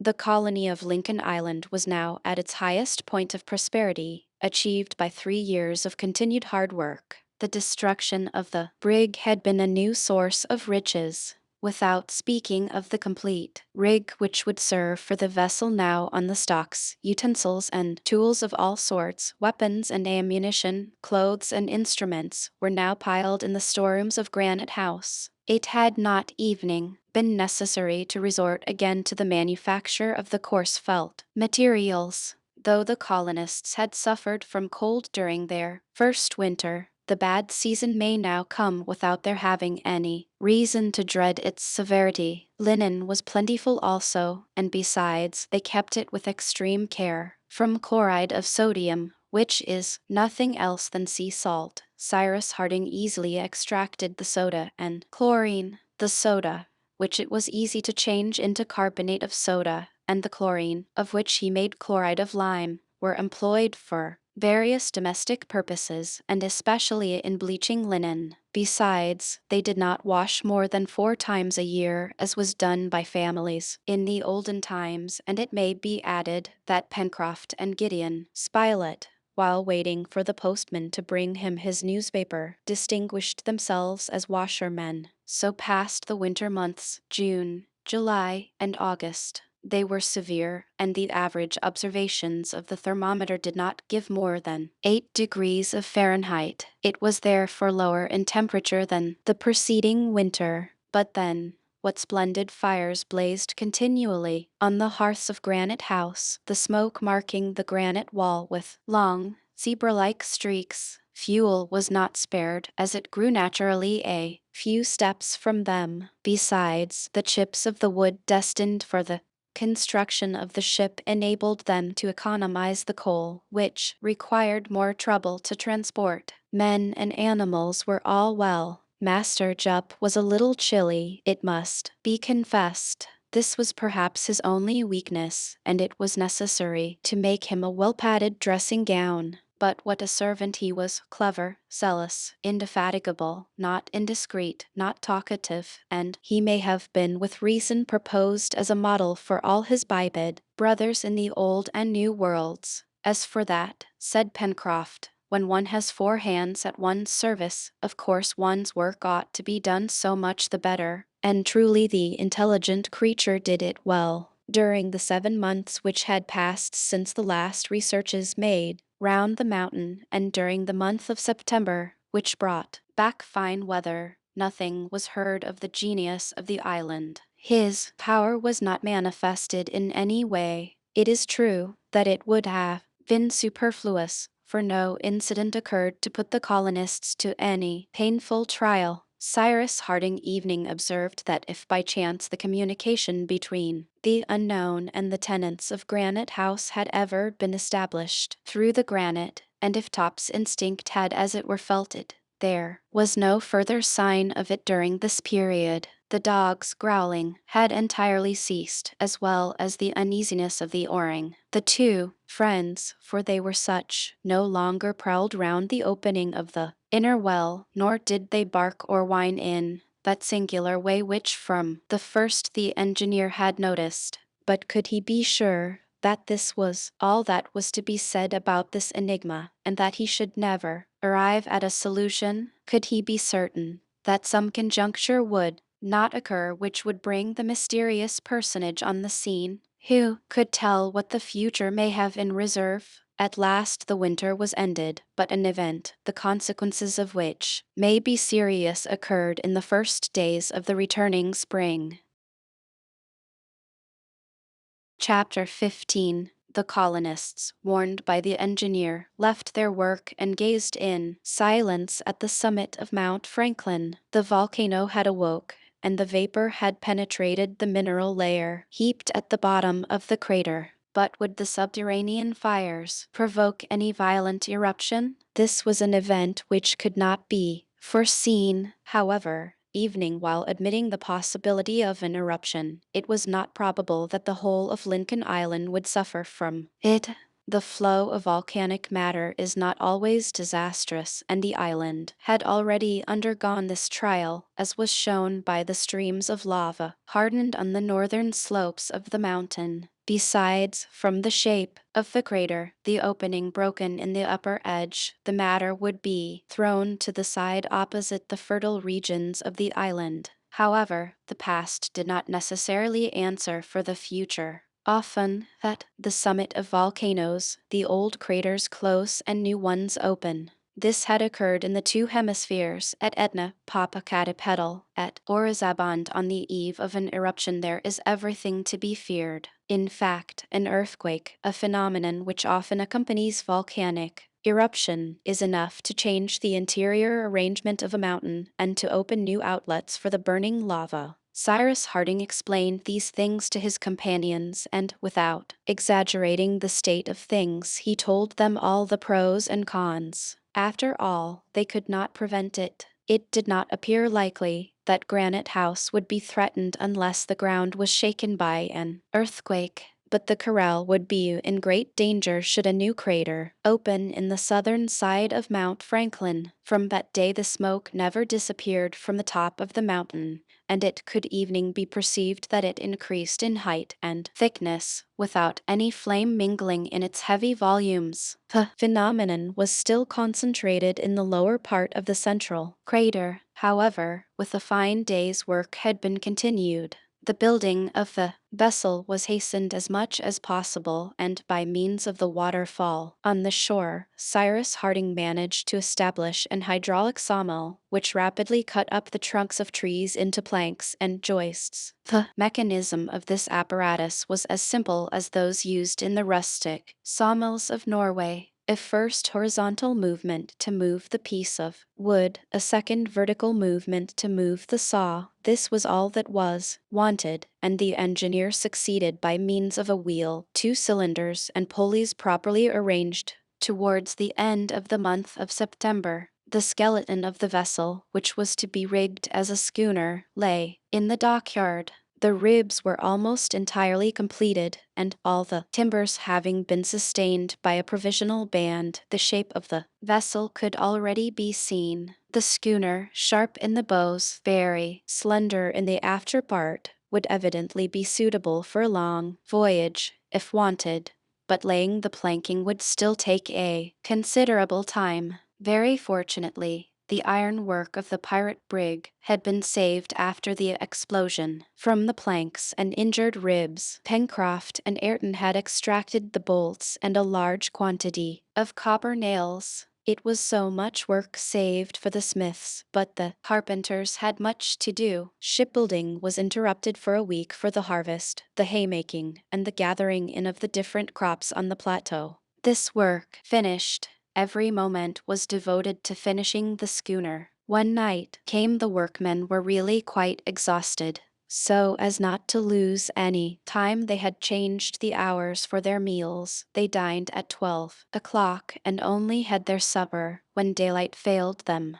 They then ascended to Granite House, when they were always ready to go to bed. Sometimes, however, when the conversation bore on some interesting subject, the hour for sleep was delayed for a time. The colonists then spoke of the future and talked willingly of the changes which a voyage in the schooner to inhabited lands would make in their situation. But always, in the amid of these plans, prevailed the thought of a subsequent return to Lincoln Island. Never would they abandon this colony, founded with so much labor and with such success, and to which a communication with America would afford a fresh impetus. Pencroft and Neb especially hoped to end their days there. "Herbert," said the sailor, "you will never abandon Lincoln Island?" "Never, Pencroft, and especially if you make up your mind to stay There, that was made up long ago, my boy, answered Pencroft. I shall expect you.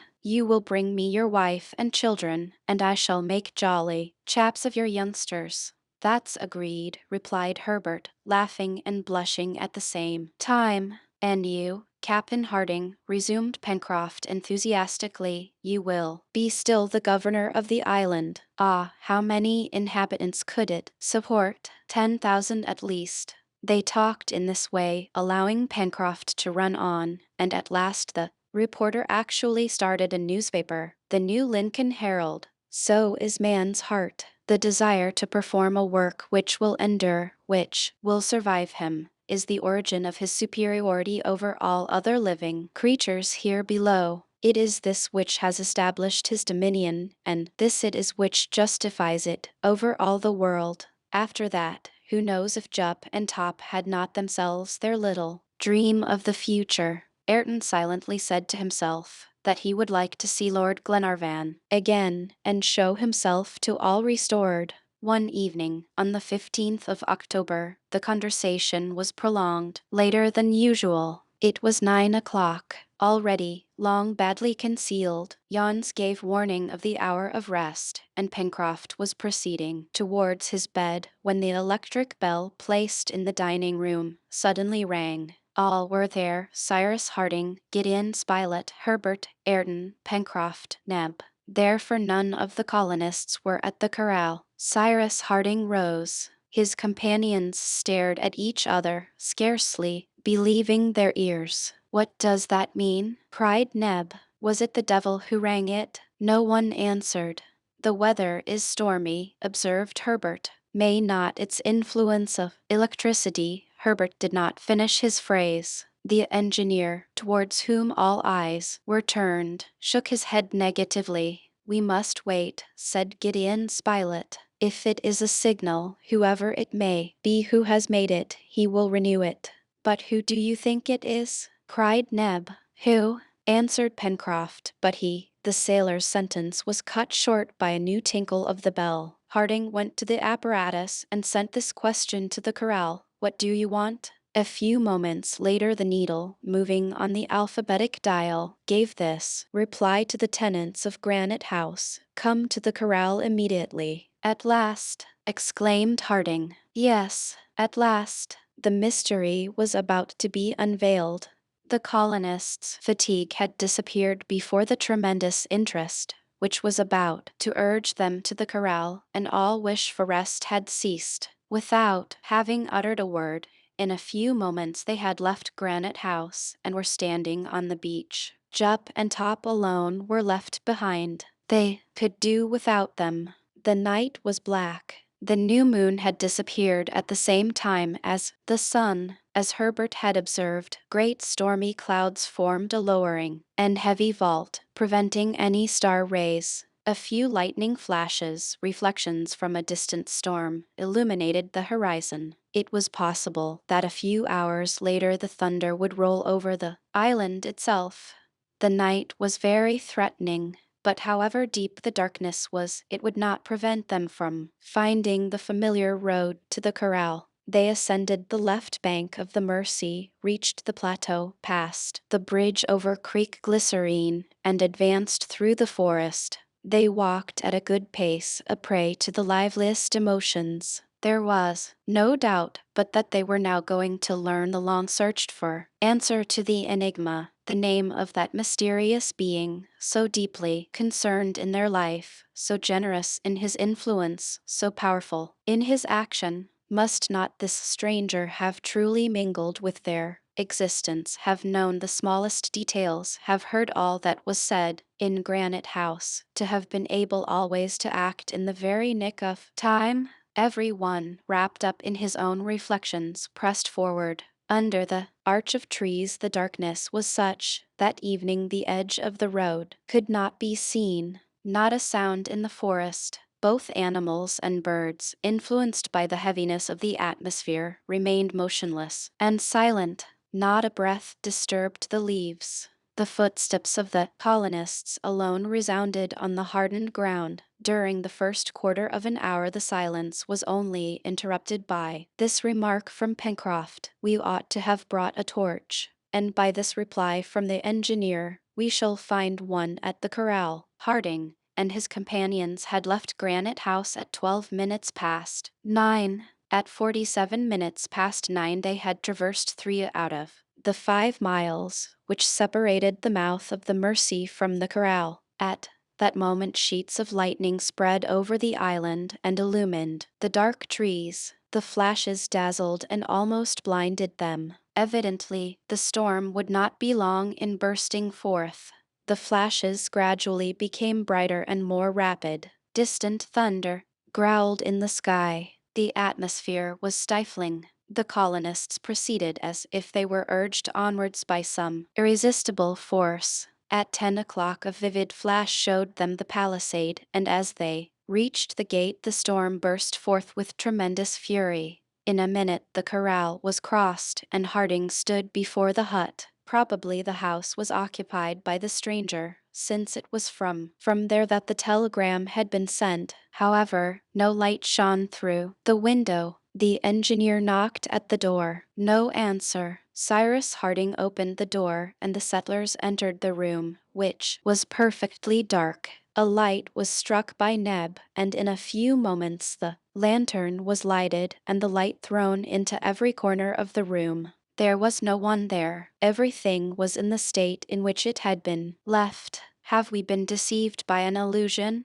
murmured Cyrus Harding. No, that was not possible. The telegram had clearly said, "Come to the corral immediately." They approached the table specially devoted to the use of the wire. Everything was in order, the pile on the box containing it, as well as all the apparatus. "Who came here the last time?" asked the engineer. "I did, Captain," answered Ayrton, "and that was 4 days ago." "Ah, a note!" cried Herbert, pointing to a paper lying on the table. On this paper were written these words in English: "Follow the new wire." "Forward!" cried Harding, who understood that the dispatch had not been sent from the corral, but from the mysterious retreat, communicating directly with Granite House by means of a supplementary wire joined to the old one. Neb took the lighted lantern, and all left the corral. The storm then burst forth with tremendous violence. The interval between each lightning flash and each thunder flap diminished rapidly.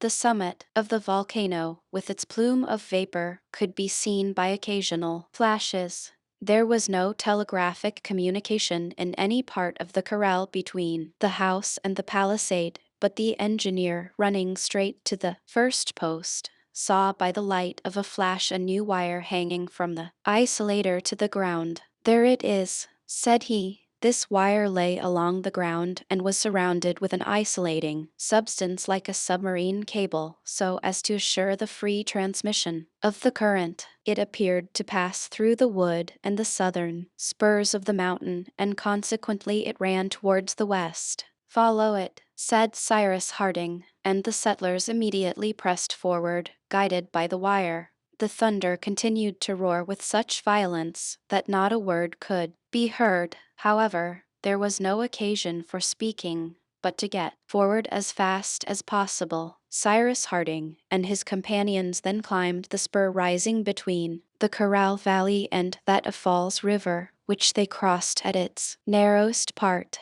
The wire sometimes stretched over the lower branches of the trees, sometimes lying on the ground, guided them surely. The engineer had supposed that the wire would perhaps stop at the bottom of the valley, and that the strangers' retreat would be there. Nothing of the sort. They were obliged to ascend the southwestern spur, and redescend on that arid plateau terminated by the strangely wild basalt cliff. From time to time one of the colonists stooped down and felt for the wire with his hands, but there was now no doubt that the wire was running directly towards the sea. There, to a certainty, in the depths of those rocks, was the dwelling so long sought for in vain. The sky was literally on fire. Flash succeeded flash. Several struck the summit of the volcano in the amid of the thick smoke. It appeared there, as if the mountain was vomiting flame. At a few minutes to 11, the colonists arrived on the high cliff overlooking the ocean to the west. The wind had risen. The surf roared 500 feet below. Harding calculated that they had gone a mile and a half from the corral. At this point the wire entered among the rocks, following the steep side of a narrow ravine. The settlers followed it at the risk of occasioning a fall of the slightly balanced rocks and being dashed into the sea. The descent was extremely perilous, but they did not think of the danger. They were no longer masters of themselves, and an irresistible attraction drew them towards this mysterious place as the magnet draws iron. Thus they almost unconsciously descended this ravine, which evening in broad daylight would have been considered impracticable. The stones rolled and sparkled like fiery balls when they crossed through the gleams of light. Harding was first, Ayrton last. On they went, step by step. Now they slid over the slippery rock, then they struggled to their feet and scrambled on. At last the wire touched the rocks on the beach. The colonists had reached the bottom of the basalt cliff. There appeared a narrow ridge, running horizontally and parallel with the sea. The settlers followed the wire along it. They had not gone 100 paces when the ridge by a moderate incline sloped down to the level of the sea. The engineer seized the wire and found that it disappeared beneath the waves. His companions were stupefied. A cry of disappointment, almost a cry of despair, escaped them. Must they then plunge beneath the water and seek there for some submarine cavern? In their excited state they would not have hesitated to do it. The engineer stopped them. He led his companions to a hollow in the rocks, and there, "We must wait," said he. "The tide is high. At low water the way will be open." "But what can make you think?" asked Pencroft. "He would not have called us if the means had been wanting to enable us to reach him." Cyrus Harding spoke in a tone of such thorough conviction that no objection was raised. His remark, besides, was logical. It was quite possible that an opening, practicable at low water, though hidden now by the high tide, opened at the foot of the cliff. There was some time to wait. The colonists remained silently crouching in a deep hollow. Rain now began to fall in torrents. The thunder was re-echoed among the rocks with a grand sonorousness. The colonists' emotion was great. 1,000 strange and extraordinary ideas crossed their brains, and they expected some grand and superhuman apparition, which alone could come up to the notion they had formed of the mysterious genius of the island. At midnight, Harding, carrying the lantern, descended to the beach to reconnoiter. The engineer was not mistaken. The beginning of an immense excavation could be seen under the water. There the wire, bending at a right angle, entered the yawning gulf. Cyrus Harding returned to his companions and said simply, "In an hour the opening will be practicable." "It is there, then?" said Pencroft. "Did you doubt it?" returned Harding. "But this cavern must be filled with water to a certain height," observed Herbert. "Either the cavern will be completely dry," replied Harding, "and in that case we can traverse it on foot, or it will not be dry, and some means of transport will be put at our disposal." An hour passed. All climbed down through the rain to the level of the sea. There was now 8 feet of the opening above the water. It was like the arch of a bridge, under which rushed the foaming water. Leaning forward, the engineer saw a black object floating on the water. He drew it towards him. It was a boat, moored to some interior projection of the cave. This boat was iron-plated. 2 oars lay at the bottom. "Jump in," said Harding. In a moment the settlers were in the boat. Neb and Ayrton took the oars, Pencroft the rudder. Cyrus Harding in the bows, with the lantern, lighted the way. The elliptical roof, under which the boat at first passed, suddenly rose, but the darkness was too deep and the light of the lantern too slight for either the extent, length, height, or depth of the cave to be ascertained. Solemn silence reigned in this basaltic cavern. Not a sound could penetrate into it. Evening the thunder peals could not pierce its thick sides. Such immense caves exist in various parts of the world, natural crypts, dating from the geological epoch of the globe. Some are filled by the sea, others contain entire lakes in their sides. Such is Fingal's Cave in the island of Staffa, one of the Hebrides. Such are the caves of Morgat in the Bay of Douarnenez in Brittany, the caves of Bonifacio in Corsica, those of Lyseord in Norway. Such are the immense Mammoth caverns in Kentucky, 500 feet in height and more than 20 miles in length. In many parts of the globe, nature has excavated these caverns and preserved them for the admiration of man. Did the cavern, which the settlers were now exploring, extend to the center of the island? For a quarter of an hour the boat had been advancing, making detours indicated to Pencroft by the engineer in short sentences, when all at once, more to the right, he commanded. The boat, altering its course, came up alongside the right wall. The engineer wished to see if the wire still ran along the side. The wire was there fastened to the rock. Forward, said Harding, and the two oars, plunging into the dark waters, urged the boat onwards. On they went for another quarter of an hour, and a distance of half a mile must have been cleared from the mouth of the cave, when Harding's voice was again heard. "Stop," said he. The boat stopped, and the colonists perceived a bright light illuminating the vast cavern, so deeply excavated in the bowels of the island, of which nothing had ever led them to suspect the existence. At a height of 100 feet rose the vaulted roof, supported on basalt shafts. Irregular arches, strange moldings, appeared on the columns, erected by nature in thousands from the first epochs of the formation of the globe. The basalt pillars, fitted one into the other, measured from 40 to 50 feet in height, and the water, calm in spite of the tumult outside, washed their base. The brilliant focus of light, pointed out by the engineer, touched every point of rocks and flooded the walls with light. By reflection the water reproduced the brilliant sparkles, so that the boat appeared to be floating between two glittering zones.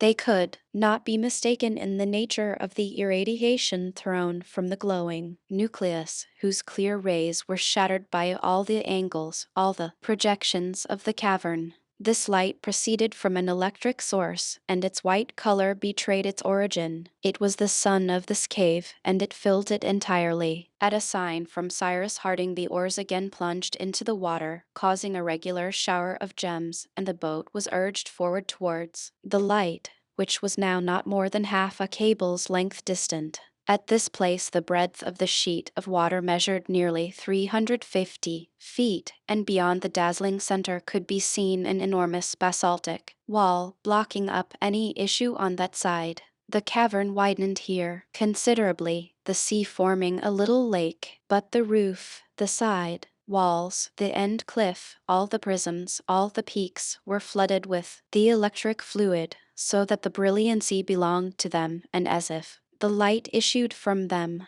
In the center of the lake a long cigar-shaped object floated on the surface of the water, silent, motionless.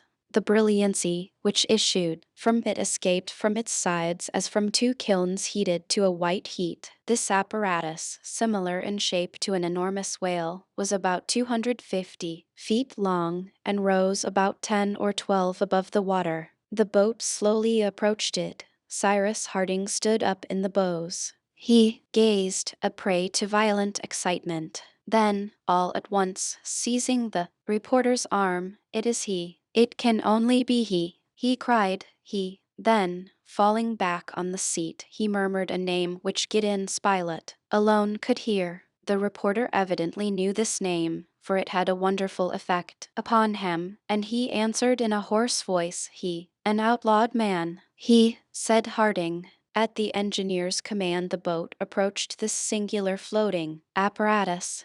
The boat touched the left side, from which escaped a ray of light through a thick glass. Harding and his companions mounted on the platform. An open hatchway was there. All darted down the opening. At the bottom of the ladder was a deck, lighted by electricity. At the end of this deck was a door, which Harding opened. A richly ornamented room, quickly traversed by the colonists, was joined to a library, over which a luminous ceiling shed a flood of light. At the end of the library a large door, also shut, was opened by the engineer. An immense saloon, a sort of museum, in which were heaped up, with all the treasures of the mineral world, works of art, marvels of industry, appeared before the eyes of the colonists, who almost thought themselves suddenly transported into a land of enchantment. Stretched on a rich sofa they saw a man who did not appear to notice their presence.